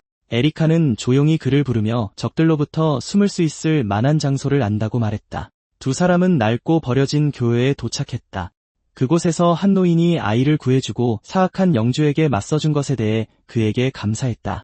설령 자신들이 그곳에 있었더라도 두려움에 숨는 것 외에는 아무것도 할 수 없었을 것이다. 현재 그들은 모든 것을 잃은 자들이 헤카테로 흘러들어와 모이는 곳에 있다. 그러자 한 노파가 새로운 사람에게 물 한 잔을 건넸지만 마시기엔 너무 탁해 보였다. 에리카는 외부인은 그곳의 물을 절대 마시지 않을 것을 알기에 그녀를 말린다. 놀랍게도 그는 컵을 받아들고 내용물을 단숨에 들이켰다. 그는 여인을 보며 미소 짓고는 큰 도움이 되었다고 말한다. 이어서 그는 그곳에 계속 숨어있는 동안 로잠의 이야기에 대해 더 듣고 싶어한다. 영주는 꼭두각시에 불과할 가능성이 높고 그는 진짜 배우가 도망치는 것을 막기 위해 도시의 상황을 파악해야 한다. 레일라는 부하들에게 구역별로 흩어져 도시를 정찰하라고 명령한다. 프레츠는 지역을 감사하는 것이 정말로 필요한지 묻는다. 그들의 임무가 교단을 조사하는 것인 이상 이미 금지된 도구를 사용할 허가를 받았으니 예비 조사는 불필요하다. 대장은 서두를 필요가 없다는 이유를 대며 최소한의 조치는 해야 한다고 주장한다. 그들은 그녀가 늘 얼마나 진지한지에 미소를 짓지만 믿음직한 지휘관을 따르기로 결정한다. 바로 그때 그들은 익숙한 목소리를 엿듣게 된다. 아까 그 노인이 리드의 행방과 행동을 포함해 모든 것을 밀고하고 있다. 그들이 빈민가에 있다는 사실을 밝히자 예르게는 그곳으로 길을 안내하라고 명령한다. 그는 자신을 반복적으로 모욕한 모험가를 놓아줄 생각이 없어 기뻐했다. 그러자 한 동료가 그에게서 느꼈던 헤아릴 수 없고 압도적인 존재감을 기억하며 자신들끼리 그 소년을 감당할 수 있을지 묻는다. 대장은 그의 의심을 모욕적으로 여기며 자신이 열등할 리가 없다고 믿는다. 병사가 서둘러 자신을 변호하는 동안 레일라는 완벽한 기회를 잡기 위해 끼어들었다. 그녀는 그들과 동행하여 그 위험한 인물을 함께 찾기로 결정했다. 그들은 당황하며 그녀 같은 분이 신경 쓸 일이 아니라고 주장하지만 그녀는 특유의 눈빛으로 쏘아보며 반대해보라고 윽박지른다. 예르게는 그녀의 존재가 자신들의 승리를 보장해 줄 것이라며 미소 지으며 굴복한다. 그녀는 그 범죄자에 대해 궁금해하지만 군대 내 로잠의 개들에 대해서도 조사하고 싶어한다. 혼자 가면서 그녀는 부하들에게 도시를 계속 확인하라고 지시한다. 그녀가 지켜보는 한 악은 어떠한 무모한 행동도 할 여유가 없다. 그렇긴 해도 용기사단 자신들보다 더 든든한 아군은 없다. 리드 같은 소년이 이길 리가 없고 이제 그들은 그의 처형을 기다리기만 하면 된다. 리드와 에리카는 계속해서 빈민가를 돌아다녔다. 그는 교단에 대한 정보를 더 얻으려 했지만 아무런 소득이 없었다. 그곳에서 더 이상 할 일이 없자 그는 떠나서 다음으로 이동할 준비를 한다. 아까 그 노인이 경비병들이 아직 순찰 중이라며 그를 말리려 한다. 그는 친절한 눈빛으로 그곳에서 발각되어 모두를 자신의 문제에 끌어들일 위험을 감수할 수 없다고 말한다. 에리카가 갑자기 안으로 뛰어들어오며 리드에게 도망치라고 소리쳤다. 그들은 그녀가 왜 혼자 밖에 있었는지 몰라 충격에 휩싸여 돌아본다. 그녀가 다시 경고하려 하지만 한 손이 그녀의 입을 막는다. 교활한 노인의 안내를 받은 예르겐이 그녀를 붙잡고 있었다. 그는 외부인을 가리키며 저자가 숲에서에 나온 놈이라고 말한다. 거의 침을 흘리다시피 하며 그는 거래의 대가로 약속받은 은화를 달라고 요구한다. 다른 사람들은 그가 에리카를 구하기 위해 목숨을 건 사람을 배신했다는 것을 믿을 수 없었다. 리드는 이미 너무 오래 머물렀다는 것을 깨닫는다. 뒤에서 조용히 움직이던 레일라가 갑자기 손에 검을 꽉 쥔 채 돌진에 들어왔다. 모험가는 그녀가 돌진하는 속도에 놀라지만 그럼에도 칼날을 들어 그녀의 공격을 막아낸다.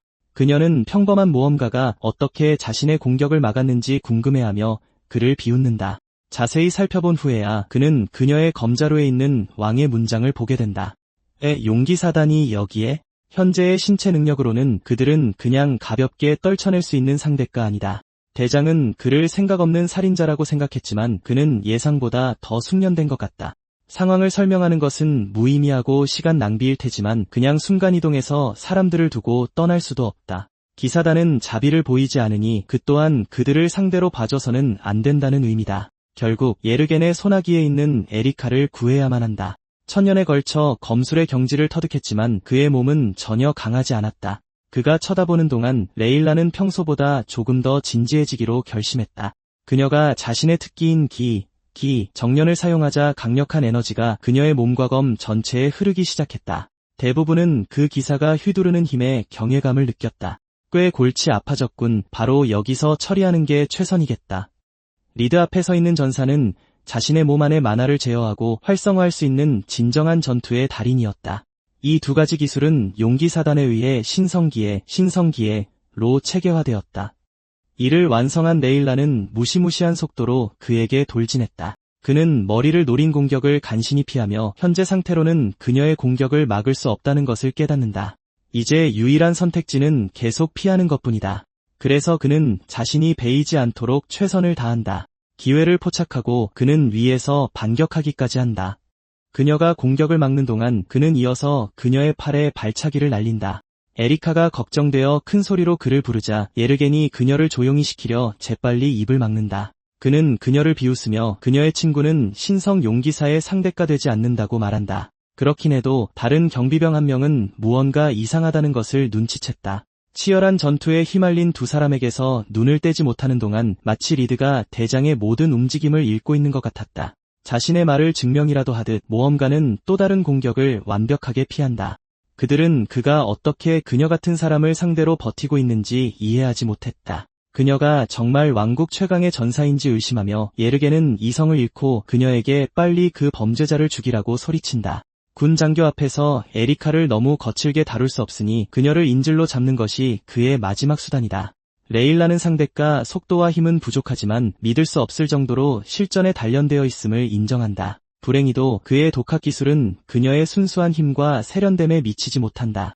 이겼다고 믿으며 그녀는 전투를 끝내기 위해 칼날을 찔러 넣는다. 이전처럼 그는 피하지만 이번에는 그들 사이에 거리를 둔다. 놀랍게도 그는 그녀가 밀치는 충격을 완벽하게 자신의 이점으로 이용하여 동시에 세 개의 마법을 시전한다. 그녀는 피하지 못할 거야. 그의 마법진에서 세 개의 화염구가 쏘아져 나와 기사단장을 직접 노렸지만 그녀를 얕보면 좋지 않을 것이다. 이제 그녀가 피할 차례다. 허를 찌르기 위해 비장의 수를 숨긴 것은 인상적이지만 그것만으로는 충분하지 않을 것이다. 그녀는 그렇게 생각했지만 곧 그 마법들이 헤카테의 병사들을 향하고 있다는 것을 알아차렸다. 마법은 예르겐의 몸을 정통으로 가격했고 그는 에리카를 놓치며 나라가 간신히 일어서려 했었다. 그는 아이를 놓치자 욕설을 내뱉었다. 그녀가 범죄자를 상대로 한 유일한 인질이기에 다시 붙잡아야만 했다. 불행히도 그녀는 이미 리드의 등 뒤에 숨어 있었고 리드는 그를 노려보고 있었다. 들끓는 시선으로 리드는 예르겐에게 다시는 자기 앞에 나타나지 말라는 경고를 상기시켰다. 모험가가 검을 쥐는 것을 보고 그는 자신을 해치면 죄만 늘어날 뿐이라고 경고하지만 이것은 그의 얼굴을 후려치는 칼집을 막지 못했다. 병사는 땅바닥을 뒹굴며 젊은이의 단 한 방에 완전히 기절했다. 에리카를 안고 꽉 잡으라고 말하며 그는 순간이동 기술을 사용해 현장에서 사라졌다. 멈추라는 레일라의 명령은 신경 쓰지 않은 채 그녀는 그가 자신이 피할 것이라 예상하고 쐈다는 것을 깨달았다. 애초에 그는 이미 소녀를 되찾기 위해 병사들을 기습할 생각이었던 것이다. 이것은 그와의 싸움이 그저 부차적인 일에 불과했다는 뜻이다. 그의 행동에 분노하고 조롱당했다고 느끼며 그녀는 칼을 준비했다. 그들은 분명 아직 멀리 가지 못했을 것이고 그녀는 이런 하찮은 연막 작전에 당해줄 생각이 없었다. 그녀가 땅을 내리치며 목표를 찾자 기가 칼날을 통해 흘렀다. 잠시 후 그들을 발견하고 그녀는 우렁찬 함성과 함께 원거리 공격을 날렸다. 순수한 에너지로 이루어진 용이 도망치는 범죄자를 향해 포효했다. 하지만 거대한 돌 방패가 나타나 그 길을 완전히 막아섰다. 무사했지만 리드는 그녀의 궁극기의 위력에 감탄했다. 반면에 그녀는 공격이 읽혔다는 것에 충격을 받았다. 교훈에 대해 칭찬하고 감사하며 그는 라우잠을 감사하는 그녀의 임무를 확인하고 영주를 믿지 말라고 날카롭게 조언했다. 예상치 못한 말에 그녀는 침묵했고 그가 다시 사라지는 동안 아무 말도 할 수 없었다. 그의 경고를 듣는 대신 그녀는 단지 배울 점이 있는 교훈 정도로 여겨진 것에 모욕감을 느끼며 분노로 이를 갈았다. 그녀가 온 힘을 다하고 그가 경험이 없다고 주장했음에도 불구하고 그는 그녀를 압도했다. 바보가 아니다. 그녀는 그가 자신을 해칠 의도 없이 명백히 힘을 아끼고 있었다는 것을 안다. 분노가 치밀었다. 그가 감사에 대해 알고 있다는 사실만으로도 그녀는 그의 정체를 의심하게 되었다. 리드는 에리카를 품에 안은 채 지붕 사이를 뛰어다녔다. 잠시 멈췄지만 그는 경비병들이 아직 근처에 있을지 모른다는 것을 알고 이동하면서 다음 계획을 세우기로 했다. 어린 소녀는 그들이 정말로 저택을 습격할 것인지 물었다. 이 시점에서 왕국은 아직 악의 상자에 대해 모르고 있으니 왕가의 정보를 흘려 교단의 속도를 늦출 절호의 기회다. 이것만으로도 그가 경험했던 미래에서 한 걸음 멀어지게 할 수 있을 것이다. 이제 그는 임무 중에 에리카를 데리고 다닐 수 없으니 어떻게 해야 할지 고민한다. 그녀를 믿을 수 있고 능력 있는 사람들에게 맡기는 것이 최선일 것이다. 잠시 생각한 후 그에게 완벽한 아이디어가 떠올랐다. 도시의 다른 곳에서 크란이 제이도를 부르며 그가 발견한 수배 전단을 보여주고 있었다. 사진을 보고 그는 자유의 날개 소속의 젊은이 리드를 알아봤다. 그들은 몇몇 경비병들이 그 지역을 서둘러 돌아다니는 것을 보았고 그 소년의 경고가 생각보다 더 믿을 만했다는 것을 깨달았다. 그래서 그들은 들키기 전에 서둘러 짐을 쌌다. 갑자기 두 명의 인물이 그들에게 다가왔는데 그들의 몸은 어둡고 더러운 누더기로 완전히 가려져 있었다. 그들은 당당하게 자신들을 소개하며 몰래 다가오는 것은 좋지 않다고 경고했지만 리드가 천을 걷어내 정체를 밝히자 충격으로 거의 비명을 지를 뻔했다. 제이도는 무례하게 굴 생각은 없었으며 사실 그의 조언을 따르고 있었다고 말하며 재빨리 사과했다. 말이 나온 김에 모험가는 당분간 그녀를 보호해줄 수 있기를 바라며 에리카를 가리켰다. 크라는 아까 본 수배 전단에서 그녀를 알아보고 거절하려 했다. 그는 수상한 일은 이제 그만뒀고 이미 영주를 버리고 떠나는 중이라고 주장했지만 제이도는 단호하게 그의 입을 막고 아무런 질문 없이 요청을 수락했다. 리드는 원만한 결론에 기뻐했다. 한편 그 남자는 동료에게 오는 길에 있었던 일을 상기시키며 그 신참이 시골 영주보다 훨씬 무섭다고 말했다. 프레츠는 로잠의 부패와 악행에 대한 조사 결과를 보고하고 있었다.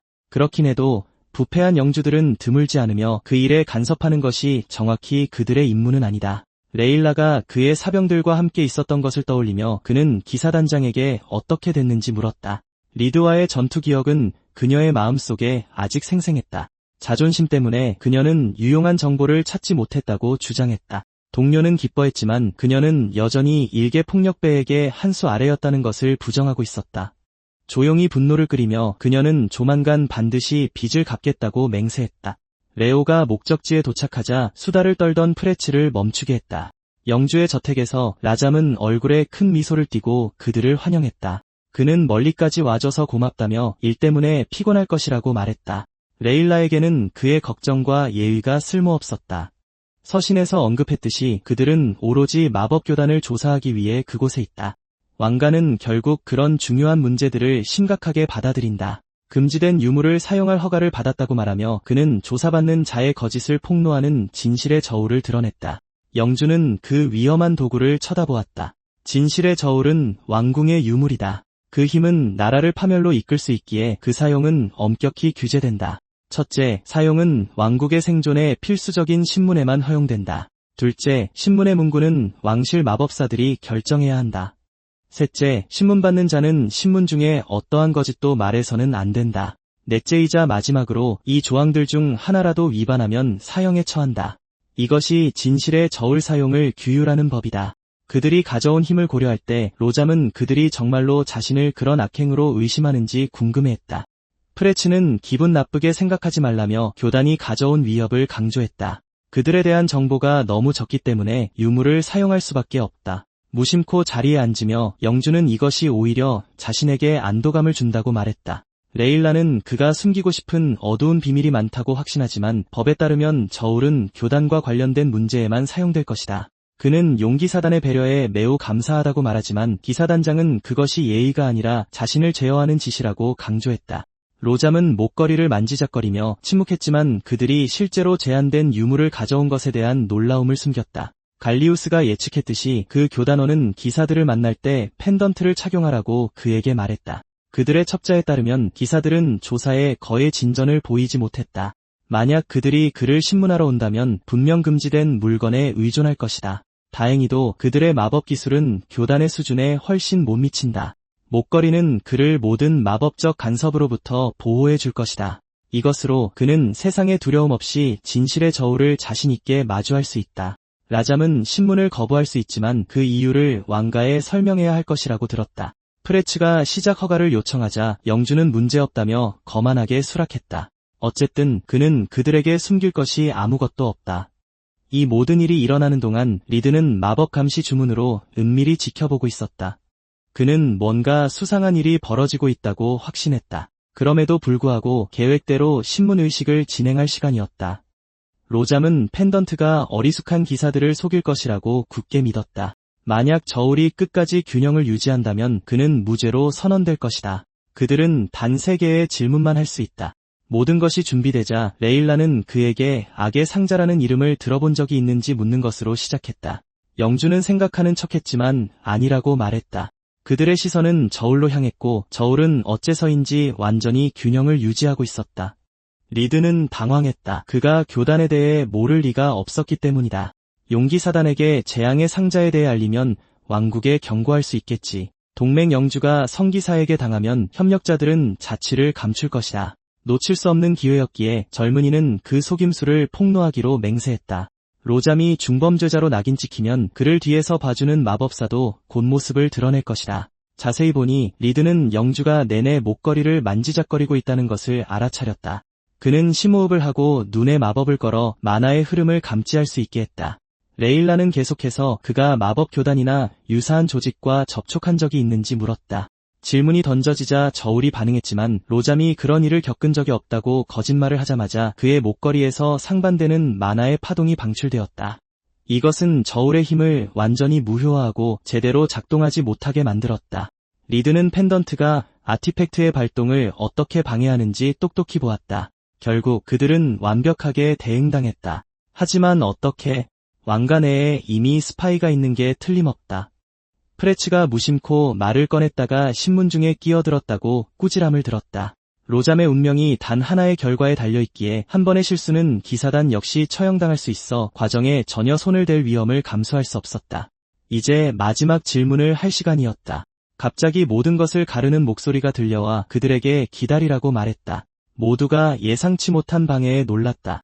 모두가 고개를 들어보니 천장에 금이 가기 시작했고 이내 무너져 내리며 그동안 숨어있던 리드가 모습을 드러냈다. 레오는 당혹감에 숨을 헐떡이며 누가 감히 이 중요한 신문을 방해하느냐고 물었다. 먼지가 가라앉자 영주는 자신을 걷어찼던 젊은이를 알아봤고 단장은 자신을 농락했던 은발의 전사를 발견했다.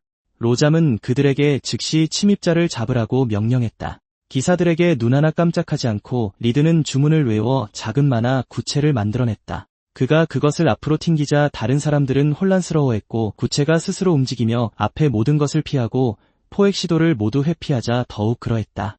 혼란스러웠지만 로잠은 무언가 잘못되었음을 느끼고 자신을 보호하는 펜던트를 꽉 쥐었다.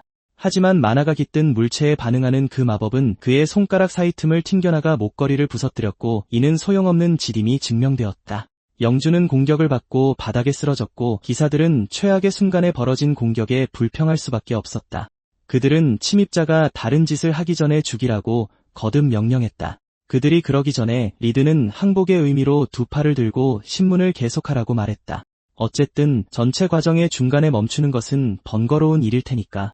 프레츠는 그가 진실의 저울에 대해 알고 있다는 사실에 충격받았지만 레일라는 더 이상 놀라지 않았다. 그가 자신을 살려준 것은 수치스러운 일이었기에 그녀는 그에게 갚아주겠다고 맹세했다. 저울이 움직였을 때 그녀는 이미 검을 쥐고 있었다. 마치 그동안 자신을 짓누르던 무게가 갑자기 사라진 듯한 이상한 감각이었다. 처음 만났을 때 범인이 했던 경고를 떠올리며 레일라는 두 팔을 높이 든 리드를 쳐다보았다.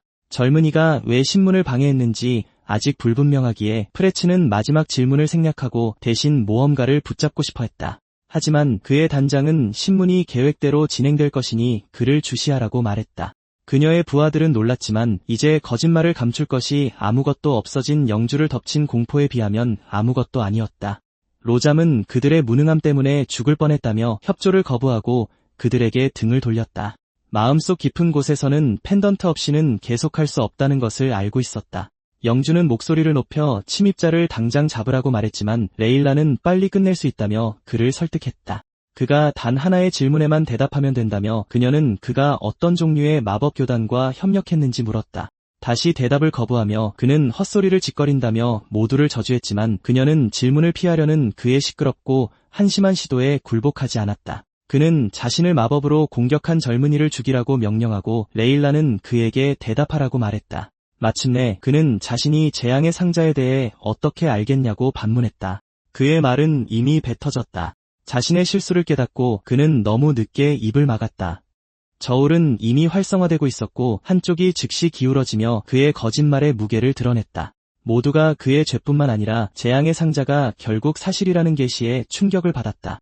로잠은 필사적으로 모든 것이 실수였다고 주장했다. 불행히도 리드는 이번에는 그를 그냥 넘어갈 생각이 없었고 그가 무엇을 할 계획인지 물었다. 다시 영주는 자신은 아무것도 모른다고 단호하게 맹세했다. 레일라는 모험가에게 물어볼 것이 많았지만 그녀의 질문은 나중으로 미룰 수 있었다. 제한된 아티팩트를 방해할 수 있는 장치가 존재한다는 것은 상상할 수 없는 일이다. 반항국 마법교단을 돕고 신성한 도구를 조작한 혐의는 모두 사형에 해당하는 죄로 영주는 처벌받을 준비가 되었는지 질문받았다. 여전히 희망을 버리지 않고 그는 다른 누군가에 의해 누명을 쓰고 있다고 주장했다. 결국 그들의 유일한 증거는 그들이 그토록 의지하는 고장난 저울뿐이다. 그는 심지어 그 부적이 행상인에게서 산 부적에 불과하며 누구도 유물을 조작할 방법이 없다고 주장했다. 그러나 그의 필사적인 간청에도 불구하고 모두가 조용히 그를 노려보았다. 후회하게 될 것이라 말하며 그는 용기사단의 폭정을 폭로하겠다고 맹세했다. 레오는 당장 그를 처벌할 준비를 하며 칼날을 꽉 쥐었다.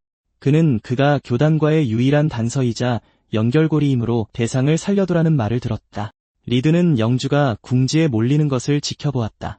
그는 진짜 게임이 이제 막 시작되려 한다는 것을 알고 있었다.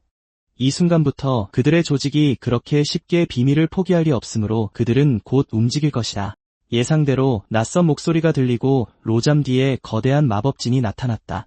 자신의 마법장치가 노출된 것에 놀라움을 표하며 갈리우스의 팔이 포털에서 뻗어나왔다. 모든 이의 시선이 그에게 쏠렸고 그는 왕국을 너무 얕봤다고 인정했다. 레일라는 낯선 이의 등장에 즉시 경계태세를 취했다. 반면에 리드는 그가 바로 이 순간에 나올 것이라고 예상했다. 지금의 적은 레제프 같은 값싼 모조품이 아닌 교단의 진정한 간부다. 로잠은 노골적으로 교단원에게 그들이 두려워할 것이 없다고 약속하지 않았냐고 말했다. 이제 그는 이 난장판을 어떻게 책임질 작정이냐고 묻는다. 갈리우스는 무심하게 사과하지만 아무것도 걱정할 필요 없다는 자신의 말을 재차 확인시켜준다. 거기 있는 모두를 죽인 후 그는 갑작스러운 몬스터 재앙으로 꾸밀 수 있다. 그들은 헤카테에 도착하기도 전에 전투에서 사망했다고 보고될 것이다. 증인들에 관해서는 그들의 뇌를 조작하여 거짓 증언을 하게 할 것이다. 다시 그는 영주에게 모든 것을 그들에게 맡기라고 격려한다. 바로 그때 그의 주위에 어둠의 마법 촉수가 나타났다. 레일라는 그가 공격할 것을 알고 칼을 들었지만 리드는 막지 말고 피하라고 다급하게 말했다. 그녀는 놀랐지만 공격이 왔을 때 지시를 따른 것은 그녀뿐이었다. 프레츠와 레오는 불행히도 공격을 받았고 방은 이미 엉망진창이 되었다. 두 사람만이 버텨낼 수 있었지만 레일라는 한 번에 4번이나 발산된 그 미친 힘에 충격을 받았다. 리드는 과거 세계에서 갈리우스의 이름을 들어본 적이 있었다. 그 교단 간부는 위대한 마법사들의 시체를 기괴한 장신구로 만드는 자다. 그는 회기자의 현재 상태로는 너무나 큰 적이다. 바로 그때 그 간부는 가면을 벗어 로봇 같은 얼굴을 드러냈다. 그는 조작한 눈을 사용해 적들을 살피고 기사단장과 그녀의 부하들 모두 너무 약하다고 판단했다. 마지막으로 그는 리드에게 시선을 돌렸고 그를 또 다른 약골로 식별했다. 그들은 4마리의 작은 날벌레에 불과하다. 그는 그들이 자신의 도구를 파괴한 후에 더 많은 것을 기대했지만 그가 너무 깊이 생각했다는 것이 명백했다. 한편 로잠은 패닉에 빠져 그에게 남은 2명을 처리하라고 명령했다. 그의 끊임없는 짓거림은 마법사의 신경을 거슬리게 했다. 그럼에도 불구하고 그는 레일라 위에 서서 그의 지시를 따르고 그녀를 제거할 준비를 했다. 바로 그때 화염 폭발이 그를 향해 날아와 그의 얼굴을 정통으로 때렸다. 그녀는 자신을 구해준 것이 리드라는 것을 보고 혼란스러워했다. 그렇긴 해도 갈리우스는 마법 장벽으로 그 공격을 완벽하게 막아냈다. 두 마법사가 서로를 탐색하는 동안 단장은 입은 부상으로 죽음의 문턱에 있는 부하들을 바라보았다. 망설이거나 주저할 때가 아니었다. 그녀는 자신의 무시무시한 신성 기공술을 활성화했다. 하지만 갈리우스는 그녀를 보고 그저 비웃을 뿐이었다. 레일라의 몸에서 순수한 기운과 만화가 흘러넘쳤다. 기술로 강화된 그녀는 무섭다며 비웃으며 물러서는 적에게 돌진했다. 어둠의 마법창을 하나 더 소환한 갈리우스가 기사에게 날렸다. 그녀는 간신히 막아냈지만 땅으로 밀려났다. 그녀의 마음은 결의로 가득 찼고 그와 같은 더러운 무법 마법사들을 도시에서 소탕하겠다고 맹세했다. 그녀가 그의 공격을 막아낼 때 무기의 만화를 집중시키는 것을 보고 그는 흥미를 느꼈다. 전투를 쇼처럼 여기는 일개 기사치고는 인상적이군. 그녀가 온 힘을 다했지만 그는 아무런 노력도 필요 없다는 듯이 그것을 쳐냈다. 이제 리드가 흑마법사의 시선을 끌 차례였다. 몇 발의 광선을 날렸지만 그의 만화 상태로는 그를 상대할 수 없으니 레일라가 전선을 막는 동안 최대 출력으로 캐논을 발사할 기회를 노려야 한다. 단장은 전투 내내 웃는 것처럼 보이는 적을 공격하고 피하기 위해 전력을 다하고 있었다. 강력한 공격이 그녀의 몸을 아슬아슬하게 빗나갔다. 한편 그녀는 시전 전후에 반드시 나타나는 빈틈을 노리고 있었다. 검사의 사거리 안에서 경계를 늦추다니 어리석은 실수였다. 왕의 칼날이 그의 머리를 향해 휘둘러졌다. 하지만 갈리우스의 머리는 인간 같지 않은 방식으로 구부러지며 피했다. 그 광경에 그녀의 얼굴이 창백해졌다. 기공술로 증폭된 움직임을 인간이 추적하는 것은 불가능할 텐데 불행히도 그녀에게는 그의 머릿속 장치와 인공눈이 평범한 인간의 법칙을 무효로 만들었다. 심지어 그의 신체 일부는 모든 면에서 더 강해지도록 개조되었다. 단장은 공격을 놓친 후 아직 균형을 잡고 있었지만 그는 이미 되갚아주기 위해 접근해 있었다. 신체 강화를 통해 그는 그녀를 거의 산산조각 낼 뻔한 극도로 강력한 펀치를 날렸다. 전직 왕궁 연금술사로서 그의 궁극적인 걸작은 바로 그의 몸 전체였다. 머리채를 잡힌 채 들어 올려진 레일라는 고통으로 온몸이 굳어버렸다. 싸우는 내내 그녀는 적에 비해 자신들이 정말로 그렇게 약한지 의문이 들었다. 그는 그들이 지금까지 마주했던 어떤 것과도 차원이 다른 존재였다. 다른 놈들을 처리하는 건 지루하겠지만 내 시체는 내 컬렉션의 좋은 추가품이 될 거다. 상자의 일원들은 세상의 궁극적인 진리를 추구하는 자들이다. 그러니 자신의 다음 작품의 기반이 될 기회를 기뻐하라고 갈리우스는 그녀에게 말했다. 이를 악물며 그녀는 그를 뒤틀린 변태라고 부르고 동료들이 그를 지옥으로 똑바로 보내줄 것이라고 맹세했다. 그녀의 말이 그를 꽤 곤란하게 만들었다. 사랑스러운 여인을 볼 때마다 그는 그녀를 조금 괴롭히고 싶은 충동을 참을 수 없었다. 갈리우스는 또 다른 주문을 시전하여 그녀를 환영의 명계 감옥으로 보냈다. 레일라는 환영의 심연에서 깨어났다. 그녀는 움직일 수 없었고 손과 발이 의자에 묶여있는 것을 느꼈다. 그녀는 이것이 환영 마법이라고 짐작했고 이내 주위에 다양한 날카로운 물건들을 든 여러 개의 떠다니는 손들을 보았다. 손들이 가까이 다가오자 그녀의 얼굴에 공포가 서렸다. 그것들은 그녀의 온몸을 붙잡기 시작했다. 하나는 그녀의 입을 막았고 다른 하나는 그녀의 뺨에 메스를 갖다 댔다. 그것은 아주 천천히 그녀를 베기 시작했고 레일라는 고통 속에 비명을 질렀다. 이 모든 것은 갈리우스가 그녀를 붙잡고 있는 동안 그녀의 마음속에서 일어나고 있는 일이었다. 리드는 공간 도약을 사용해 그의 뒤로 이동했다. 갈리우스는 눈치채고 불쌍한 기사를 옆으로 내던졌다. 그는 리드를 날려버릴 마법을 시전했지만 영리한 마법사는 칼날의 반동을 이용해 직격을 피했다. 리드는 그의 상대가 마법에 대한 깊은 이해를 가진 만화의 괴물이라는 것을 알고 있었다. 게다가 공격할 틈이 하나도 보이지 않았다. 정면 공격은 그저 피해질 뿐이다. 갈리우스는 만화의 떨림을 통해 감정을 볼 수 있다고 말했다. 그러고는 자신이 벌레처럼 여기는 자가 아직도 이길 수 있다고 생각한다는 생각에 미소를 지었다. 그는 개 따위가 아기의 상자를 이길 수 없다고 말했다. 리드는 그들이 연관되어 있다는 것을 깨달았을 때 도망칠 계획이었다고 대답했다. 그는 그렇게 낮은 만화 레벨을 가진 사람은 절망적으로 상대가 되지 않을 것이라고 말했다. 갈리우스는 그렇다면 왜 남았는지 물었다. 리드는 우는 소녀와 한 약속 때문에 물러설 수 없었다고 대답했다. 갈리우스는 어이없어 하더니 이내 폭소를 터뜨렸다. 그는 누군가 그런 어리석은 이유로 자신에게 도전한다는 것을 믿을 수 없었다. 이어서 리드는 갈리우스가 인체 실험을 하다가 발각된 전 왕궁 연금술사이자 마도공학의 대가였다고 언급했다. 그는 죽음을 위장한 뒤 나중에 새로운 이름으로 아기의 상자에 합류했다.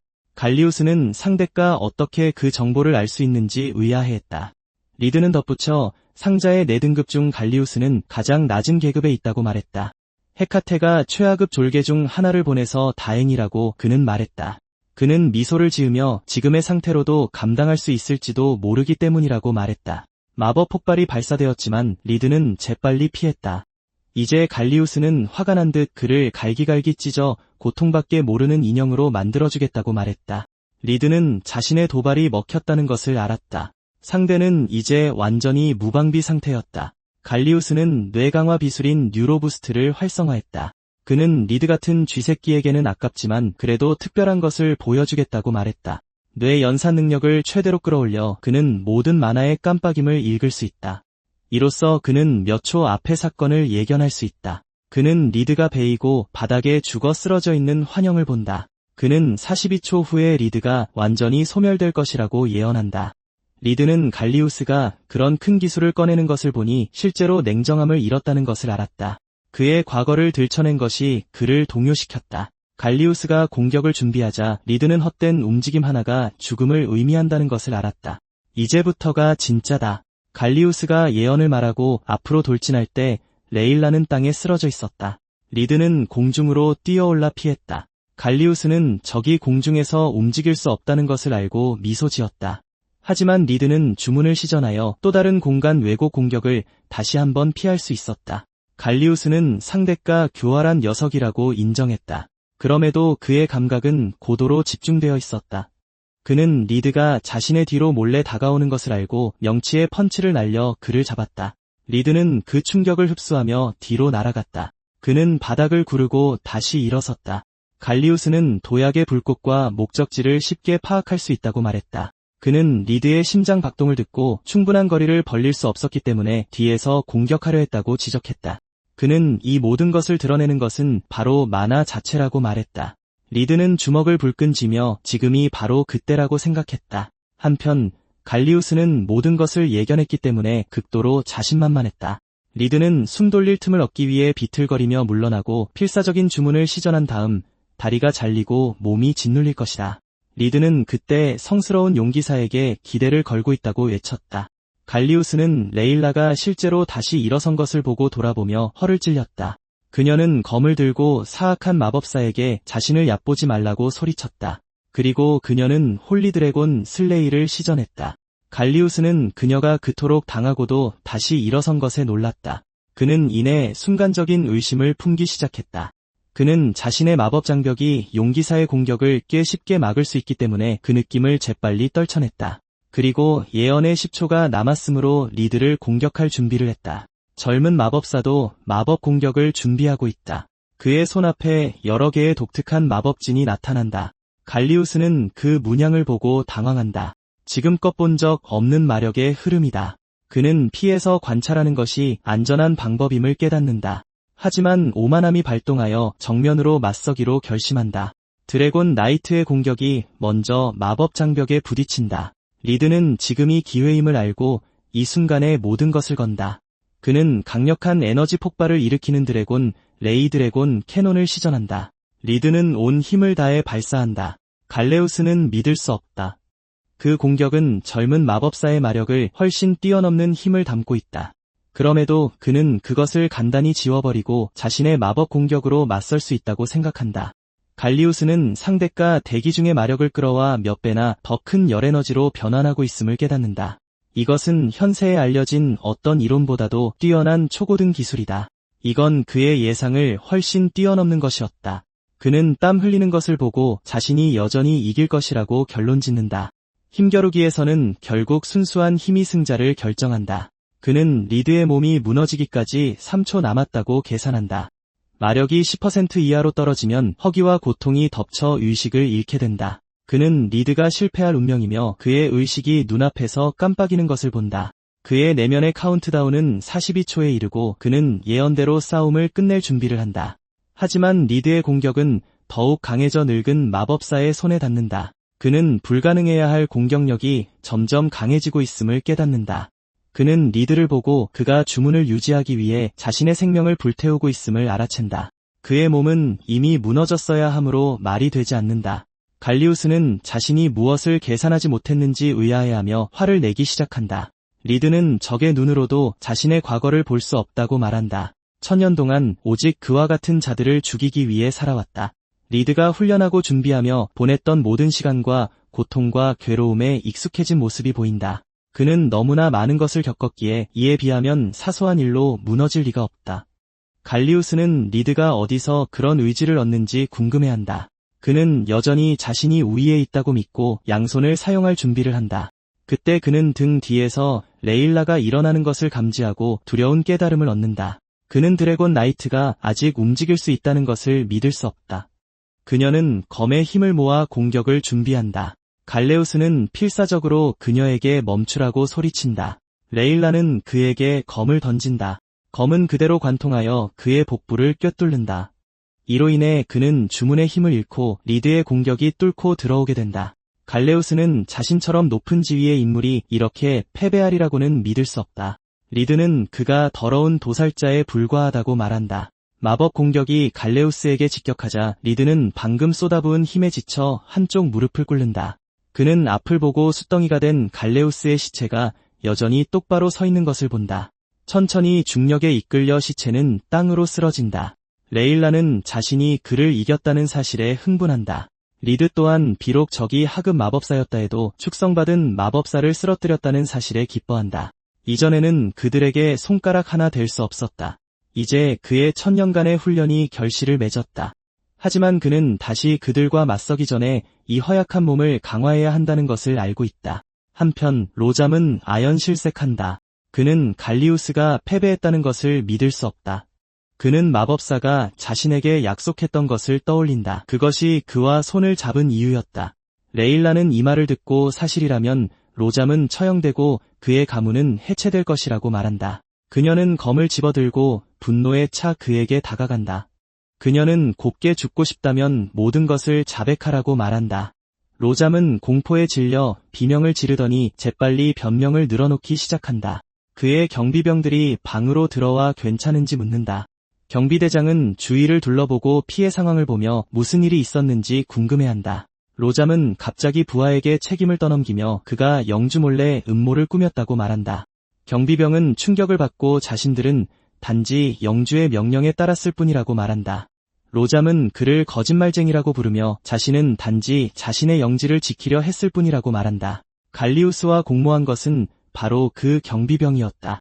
레일라는 그의 거짓말을 간파하고 정말 그런 유치한 변명이 통할 거라고 믿는지 묻는다. 한편 갈리우스의 머릿속에 있는 기계 중 하나가 움직이기 시작한다. 늙은 마법사가 갑자기 일어선다. 모두가 돌아보며 믿을 수 없다는 표정을 짓는다.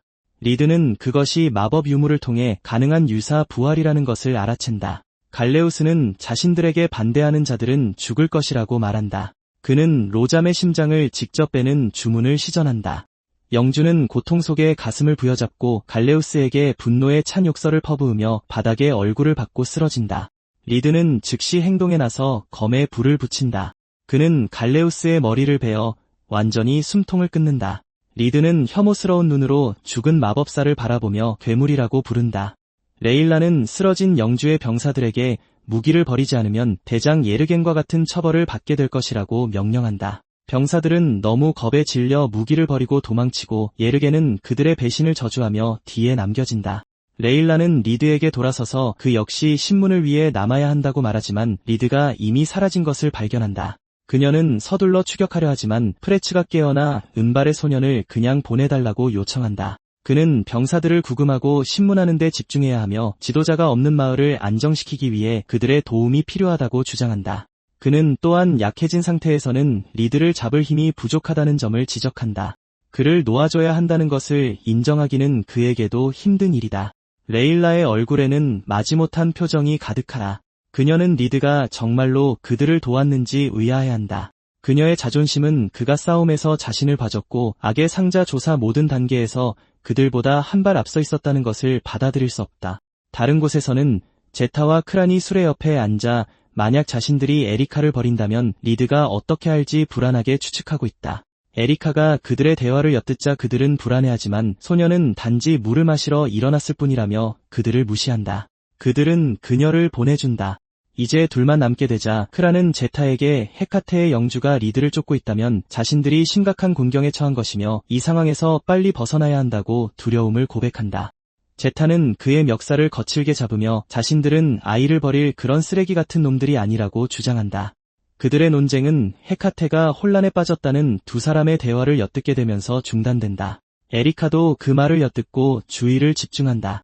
목소리들은 계속해서 성스러운 드래곤 나이트가 마법사를 폭로하고 처형했으며 그 혼란 속에서 영주가 어떻게 죽었는지에 대해 이야기한다. 제타, 크레인, 에리카는 화자들이 은발의 검객이 기사들을 돕는 데 관여했다고 덧붙이자 충격에 빠져듣는다.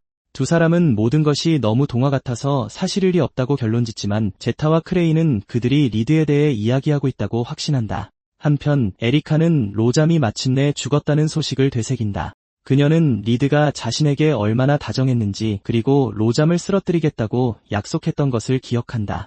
그녀는 그가 약속을 지켰으며 자신이 더 이상 무모한 계획에 목숨을 버릴 필요가 없도록 그렇게 했다는 것을 깨닫는다. 그녀는 무릎을 꿇고 울며 리드에게 모든 것에 감사한다. 며칠 후 리드는 외곽에서 지도를 보며 남쪽 숲을 찾으려고 한다. 그는 한 마을에 도착해 무기점으로 들어간다. 그는 검을 훑어보더니 가진 돈으로는 이게 유일하게 살만한 검이라는 걸 깨닫는다. 그는 신성한 용기사 검을 들고 다니면 얼마나 멋질지 상상한다. 가게 주인이 리드에게 이런 외딴 마을에 왔냐고 묻자 소녀는 앞쪽 숲에 볼 일이 있기 때문이라고 대답한다. 가게 주인은 그가 환각의 숲으로 가려는 것을 정확히 알아맞힌다. 리드는 천년의 지식과 마법을 가졌지만 현재의 몸은 그것을 온전히 활용할 만화가 부족하며 만화 용량을 늘리기 위해 남쪽 숲으로 가야 한다는 것을 되새긴다. 그는 사람들이 남쪽 숲을 환각의 숲이라고 부르는 것에 흥미를 느낀다. 가게 주인은 숲이 신화 속 괴수와 고대 정령으로 가득하다는 동화 같은 이야기를 아직도 믿는 사람이 있다는 사실에 즐거워하며 큰 소리로 웃는다. 그는 숲이 워낙 넓어서 그 중심부에는 아무도 도달하지 못한다고 설명한다. 그것을 둘러싸고 신화가 생겨났지만 진실은 그저 진흙늪과 이전 흔적을 지우는 몬스터들이 있어 길 찾기가 어려운 숲일 뿐이라는 것이다. 그는 한번 들어가면 아무도 숲에서 나오지 못하기 때문에 환각의 숲이라고 불린다고 말한다. 그때 가게 주인은 리드의 허리띠에 만화 나침반이 걸려있는 것을 본다. 리드는 만화 나침반이 짐에게 만화 흐름을 읽어 항상 북쪽을 가리키는 마법 도구라고 설명한다. 가게 주인은 숲의 나무들이 나침반을 고장내는 독특한 만화를 방출하기 때문에 숲에서는 나침반이 작동하지 않을 것이라고 경고한다. 리드는 그 말에 웃음을 터뜨린다. 그는 여전히 숲의 중심에 무엇이 있는지 밝히기 위해 그곳으로 가는 것이라고 자신 있게 말한다. 가게 주인은 그가 기껏해야 숲 가장자리에 도착해서 바다나 보게 될 것이라고 생각한다. 그는 소문이 사실이었다면 유명한 모험가나 기사들이 이미 숲에서 무언가를 발견했을 것이라고 경고한다. 리드는 검 값을 지불하고 일리 있는 말이라고 한다. 리드는 가게를 나선다. 그는 숲속에 숨겨진 엘프 마을이 있고 그곳에는 긴 수명 덕분에 뛰어난 마법 실력을 가진 엘프들이 있다는 것을 생각하며 걷는다. 그곳에는 만화를 수십 배로 급격히 늘릴 수 있는 비법이 있다. 그가 나무 사이를 걸을 때 그림자 속에 숨어있던 늑대 한 마리가 그를 미행한다. 리드는 숲에서 마법 나침반을 사용하지만 계속해서 빙빙 돌기만 한다.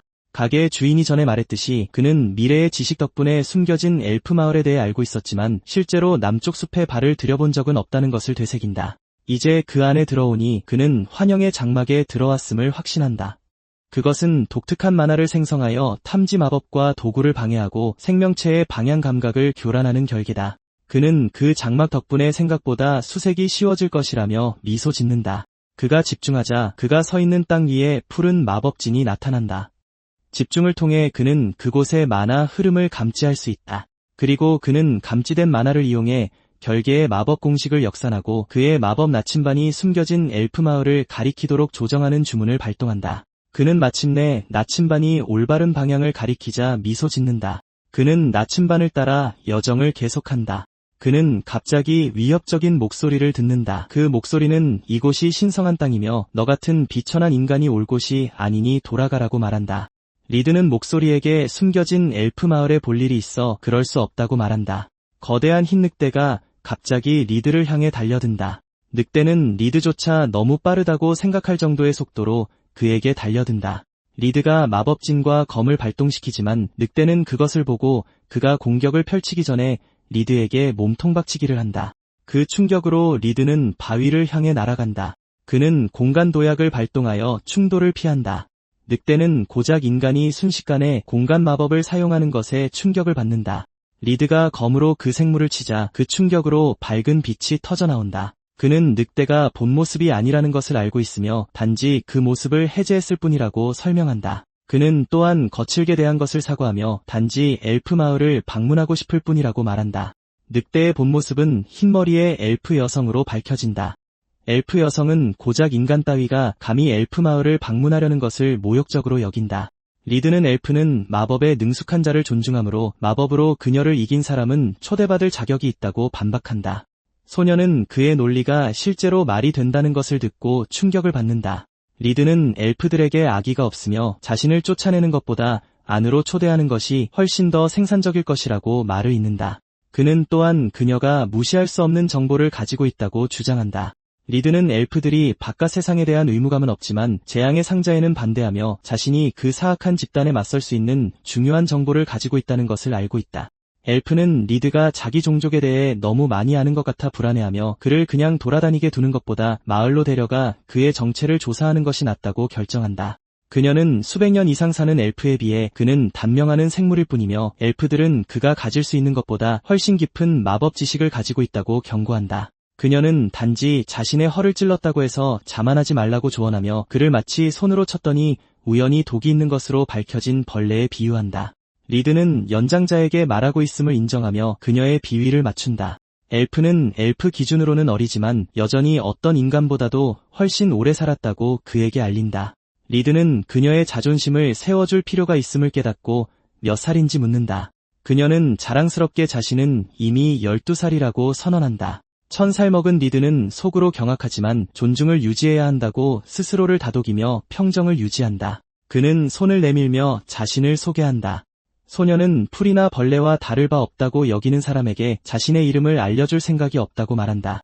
리드는 그녀의 태도에 짜증이 났지만 마을로 데려가 주기만 한다면 괜찮다고 말한다. 그녀는 엘프들은 무엇보다 규칙을 중시하며 첫 번째 규칙은 외부인을 집에 들이지 않는 것이라고 반박한다.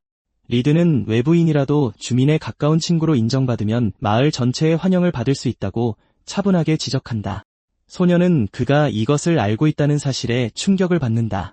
그녀는 자신들은 친구가 아니기 때문에 그 생각은 터무니없다고 주장한다. 그러자 리드는 둘 사이의 마법 대결을 제안하며 그녀가 이기면 조용히 떠나겠다고 약속한다. 그가 결정을 묻자 그녀는 더욱 짜증을 낸다.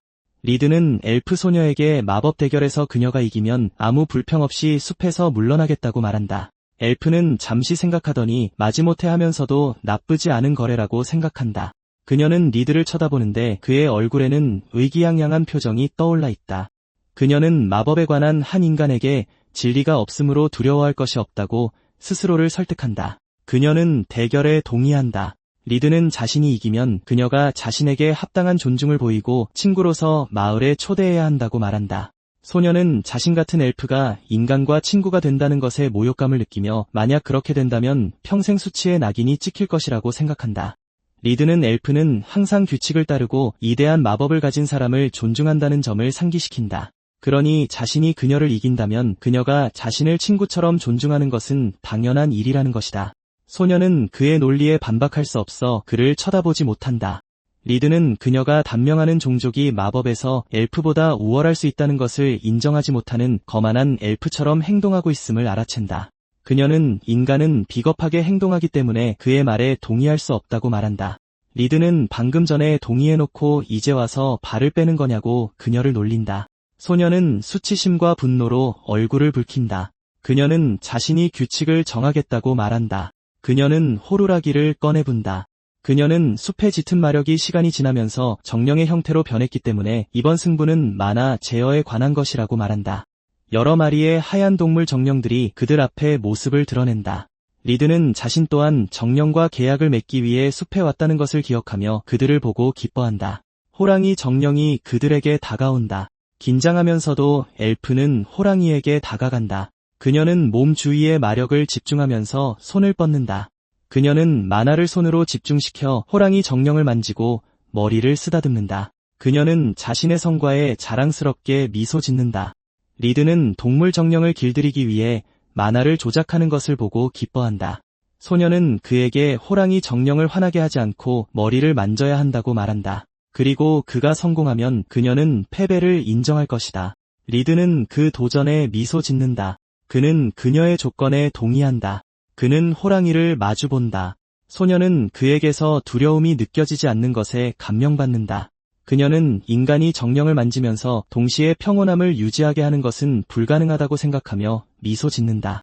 리드는 천천히 호랑이에게 손을 얹는다.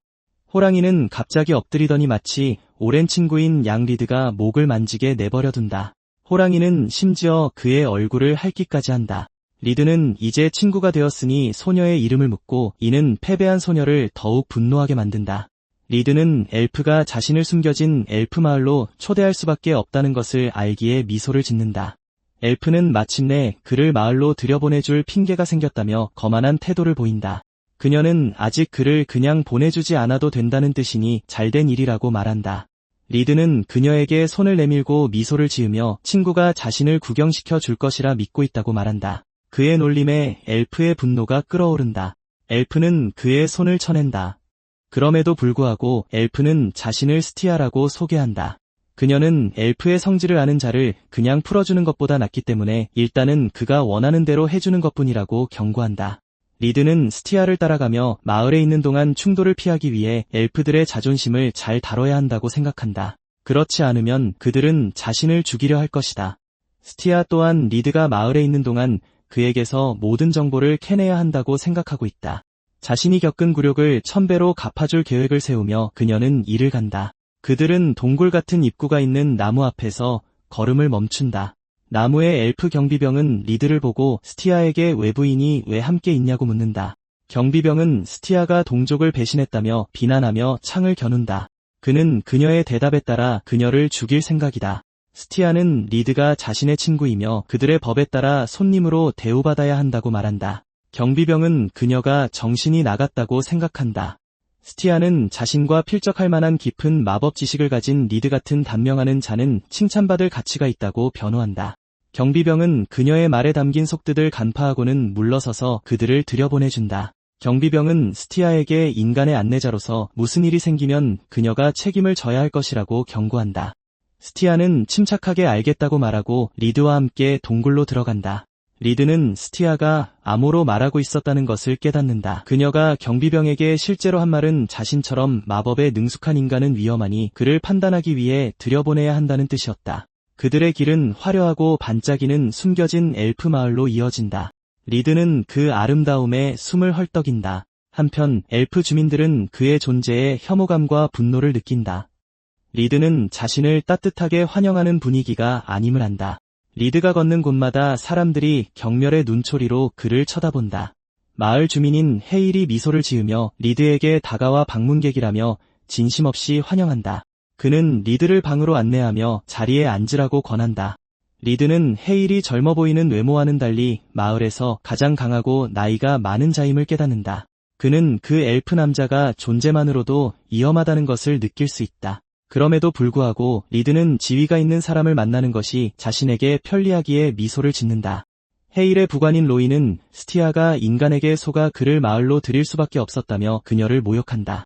다른 부관인 콜레트는 스티아의 끔찍한 마법 실력에 어울리는 짝을 만났다며 축하하는 말로 그녀를 모욕한다. 스티아는 아무 말 없이 자리에 앉아 있을 뿐이다. 리드는 스티아가 그저 그들의 모욕을 감내하는 것을 볼 수 있다. 헤일은 리드에게 왜 자신들의 마을에 왔는지 묻는다.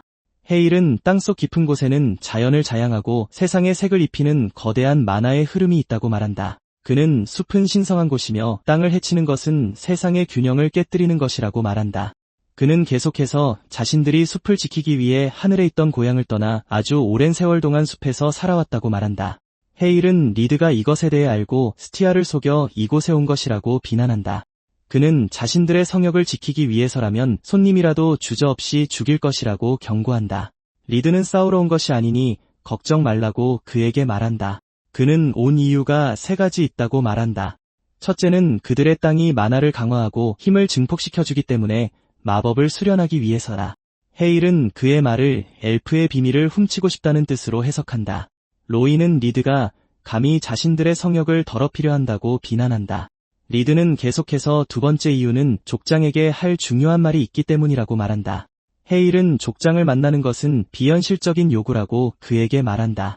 리드는 3번째 이유는 상위 정령과 계약을 맺기 위해서라고 밝힌다. 이 말을 듣자 방 안의 모든 엘프들이 경악하며 움찔한다. 리드는 정령과의 결속은 두 영혼이 하나로 얽히는 신성한 의식이라고 되짚는다. 그리고 보통 엘프들이 행하지만 인간 마법사도 할 수 있다고 말한다. 리드는 이것이 재앙의 상자에 맞서는 가장 빠른 길이기에 해야만 한다고 생각한다. 로이와 콜레트는 리드가 자신들의 성지에서 정령과 계약을 맺을 생각이라면 엘프들을 얕보고 있는 것이라고 생각한다. 스티아는 자신이 상상했던 것보다 더 스스로를 해치고 있는 리드 때문에 초조해한다. 헤일은 리드에게 인간은 결코 정령과 결속할 수 없으며 족장의 혈통 내에 있는 자들만이 자유롭게 할 수 있다고 알려준다. 헤일은 자리에서 일어나 리드에게 하찮은 생물치고는 건방지다고 말한다. 스티아는 리드에게 그의 무례함이 도를 넘었다고 말한다. 그녀는 헤일이 친절하긴 하지만 그와 같은 외부인에게는 자비가 없다고 속삭인다. 리드는 경고해주는 걸 보니 사려 깊은 친구라며 그녀를 놀린다. 그 말에 소녀는 짜증이 나서 다시 자리에 앉는다. 리드는 헤일에게 자신이 하러 온 일을 가능한 한 빨리 해야 한다고 말한다. 헤일은 알겠다면서도 그의 오만함과 탐욕이 인간답다고 말한다. 그러고 나서 헤일은 그의 용기만큼은 존중하니 그 역겨움은 눈 감아 주겠다고 말한다. 그는 리드가 어떻게 엘프에 대해 그렇게 많이 아는지 묻는다. 리드는 그 대답은 족장과 직접 이야기해야만 할 수 있다고 말한다. 그는 또한 헤일이 상위 정령과 결속할 허가를 내줄 수 있으니 만나서 다행이라고 말한다. 콜레트는 리드의 무례함을 더는 참지 못하고 마법진을 발동시킨다. 그녀는 마법진을 통해 검을 소환하고 리드를 찌르기 위해 돌진한다. 헤일이 물러서라고 하자 그녀는 멈춘다. 그는 콜레트에게 리드는 손님이니 최소한의 예의는 보여줘야 한다고 상기시킨다. 콜레트는 자신의 주군에게 사과한다. 헤일은 그녀에게 자신들은 마법의 법칙도 모르는 생물을 기습할 만큼 나약하지 않다고 말한다. 그는 스티아를 보며 콜레트에게 자신들은 침입자를 놓친 실패자와는 다르다고 말한다. 스티아는 아무 말도 하지 못한 채 돌아본다. 헤일은 콜레트가 공격하는 순간 리드가 만화를 주입하며 마법진을 짜려던 것을 보았다. 그는 또한 그 순간 리드가 얼마나 침착하고 냉정해 보였는지도 보았다.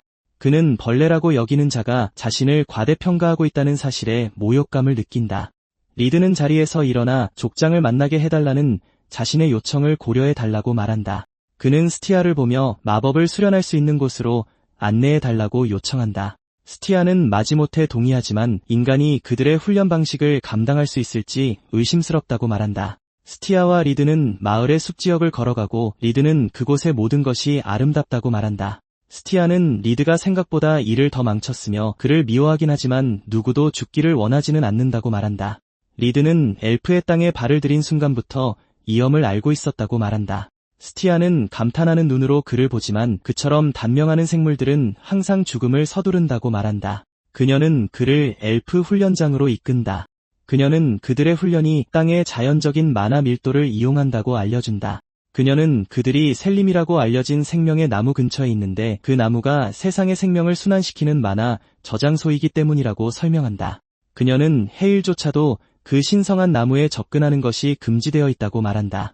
그녀는 자연 만화를 끌어들여 몸에 흐르게 하는 동시에 여러 마법진을 병렬로 짜는 방식으로 수련한다고 설명한다. 그녀는 그게 말처럼 쉽지 않다고 경고한다. 그럼에도 불구하고 리드는 자신감 있게 미소 짓는다. 리드는 나무 위에서 명상하며 땀을 흘린다. 스티아는 그가 시작한 지 몇 시간이 지났는지 궁금해한다. 그녀는 그 인간에게 엘프조차 자연 만화를 끌어들이기 어려우니 그냥 포기하라고 말했던 것을 기억한다. 그녀는 숲의 만화가 특히 강력하며 제어하지 못하면 그를 죽일 수도 있다고 경고했다. 리드는 아랑곳하지 않고 나뭇가지에 뛰어올라 집중하기 시작했다. 스티아는 그가 어리석은 짓을 하고 있다고 생각했다. 그녀는 높은 고도의 새들이 열매를 옮길 수 있도록 카탈나무의 높은 가지일수록 아래쪽 가지보다 영양분과 만화가 더 많다는 것을 깨달았다. 그녀는 그 인간이 오르기 전에 그 사실을 알고 있었는지 궁금했다. 그리고 이것이 그가 피부로 만화를 감지할 수 있다는 뜻인지 궁금해졌다. 몇 시간 후 스티아는 리드의 집중력이 조금도 흐트러지지 않은 것을 본다. 이미 해가 지고 있었지만 리드는 여전히 나뭇가지 위에서 여러 개의 마법진을 소환한 채 집중하고 있었다. 스티아는 그가 언제 내려올지 궁금해한다. 리드는 숲의 만화가 자신의 몸을 휘몰아치며 안에서부터 그를 집어삼키는 것을 느낄 수 있다. 그는 망자의 문이 이미 열린 미래가 이것보다 훨씬 더 끔찍하기에 견딜 수 있다고 생각한다. 스티아는 더 오래 있으면 그의 시체로 자신들의 신성한 땅을 더럽힐 것이니 내려오라고 말한다. 헤일과 그의 부관들이 도착한다. 헤일은 리드가 높은 집중력으로 자연스러운 만화 순환을 하고 있는 것을 본다. 일개 인간이 마법에 능숙하다는 사실이 헤일을 끝없이 짜증나게 한다. 헤일은 마법 훈련의 일환으로 리드에게 로이와의 대련을 제안한다. 속으로 로이는 이번 기회에 리드가 헤일을 무시하고 엘프를 얕본 대가를 치르게 하고 싶어한다. 리드는 이것이 자신을 해치려는 명백한 구실임을 알아차린다. 스티아는 리드가 훈련으로 이미 지쳐있으니 싸우게 하지 말아달라고 헤일에게 간청한다. 헤일은 난폭하게 스티아의 머리채를 잡고 애초에 인간을 마을로 끌어들인 것에 대해 소리친다. 리드가 갑자기 두 사람 사이로 순간이동하여 그들을 갈라놓는다. 그 인간은 대련을 받아들인다. 리드는 이것이 자신의 마법 실력을 그들에게 증명할 절호의 기회라고 생각한다. 그는 스티아와 그녀가 헤일에게 상처받은 모습을 본다. 그는 이제 와서 물러서야 할 이유가 없다고 생각한다. 헤일은 일개 인간이 믿을 수 없을 정도로 빠른 순간이동 마법을 사용한 것에 감명받는다. 그는 로이를 보며 그가 패배하여 종족에 더 큰 수치를 안겨주는 것은 용납할 수 없다고 생각한다. 로이가 리드에게 다가간다. 그는 인간에게 스티아를 이겼다고 우쭐해졌냐며 엘프 먹이사슬 최하위에 있는 그녀와는 자신은 다르다고 말한다. 그는 대마법사 헤일님께서 직접 자신의 재능을 알아보셨고 심지어 족장님께서 상위 정령과의 계약을 허락하셨다고 자랑한다. 그는 리드에게 엘프의 진정한 힘을 보여주겠다고 말한다. 리드는 스티아가 엘프로서는 주문 제어가 서툴지만 여전히 야수 정령을 완벽하게 다루며 자신에게 시전할 틈을 주지 않고 거리를 좁혔다고 변호한다. 리드는 스티아가 강하다고 선언한다. 로이는 웃으며 그가 단지 인간이기 때문에 그렇게 생각하는 것은 당연하다고 말한다. 로이는 나무 지팡이로 얼음검의 비를 소환한다. 리드는 간신히 그것들을 피한다. 땅에 부딪힌 충격으로 얼음 구름이 생성된다. 로이는 자신이 상위 정령 나라사카와 계약을 맺었으며 이로 인해 어떤 거리에서든 어떤 수로든 한 번에 냉동 마법을 형성하고 퍼뜨릴 수 있다고 설명한다. 그는 그들의 격차를 보여주며 그를 끝장내기 위해 리드에게 돌진한다. 리드는 그가 던지는 모든 얼음검을 막아낸다. 헤일은 점점 조바심이 나며 로이에게 장난은 그만하고 어서 인간을 끝장내라고 재촉한다. 그는 스티아의 마법 제어는 약하지만 아무 인간에게나 질 정도의 엘프는 아니라는 것을 인지한다. 로이는 대련을 구실 삼아 손님을 죽일 생각에 사악하게 미소 짓는다. 그는 인간을 서서히 고문할 의도로 더 많은 검을 소환한다. 그는 왜 마법을 쓰지 않느냐고 묻고 리드는 왠지 마법이 제대로 느껴지지 않는다고 답한다. 스티아는 그가 훈련 중에 만화를 다 써버렸다는 것을 깨닫고 애초에 왜 싸움을 받아들였는지 혼란스러워한다. 로이는 그가 변명을 하는 것이 놀랍지 않다고 말한다. 리드는 사실 만화가 그 어느 때보다 부드럽게 흐르고 있으며 그를 죽이고 싶지 않아 힘을 아끼고 있다고 답한다. 이에 격분한 로이는 그에게 검을 던진다. 리드는 수십 개의 마법진을 소환한다. 로이는 인간은 정신이 타버리기 전에 마법진을 5개밖에 활성화할 수 없다는 것을 알기에 그 속도와 엄청난 수의 충격을 받는다.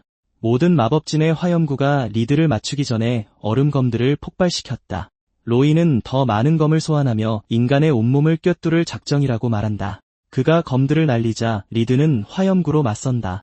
전장은 충돌로 인한 연기로 가득 찬다. 로이는 자신이 승리했다고 확신한다. 그는 리드가 살아있을 뿐만 아니라 등 뒤에 준비된 마법진까지 있는 것을 보고 충격을 받는다. 로이는 큰 공격을 예상하고 얼음 방패를 만든다. 한편 리드는 화염 에너지를 모아 던진다. 그것은 로이의 방어를 파괴하고 그를 강타한다. 로이의 몸은 뒤로 밀려나면서 여러 번 구른다. 마침내 그의 몸이 구르기를 멈추고 그가 정신을 잃은 모습이 보인다. 스티아는 리드가 이렇게 강하다는 것에 충격을 받는다. 콜레트가 리드가 한 지세대에 모욕하려 하지만 헤일이 그녀를 막는다. 대마법사는 마법 지팡이를 소환하고 조용히 로이에게 다가간다.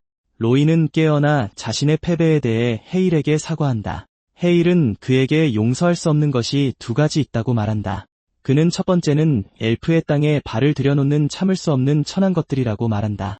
그러고는 로이의 머리를 땅에 내리치며 두 번째는 스스로를 욕되게 한 엘프들이라고 소리친다. 그는 일개 인간에게 더럽혀지는 것은 신성모독이라고 계속해서 말한다. 다시 한번 그는 로이의 머리를 땅에 내리친다. 헤일은 리드에게 평정심을 잃은 것에 대해 사과하며 이제 자신이 리드의 상대가 되겠다고 말한다.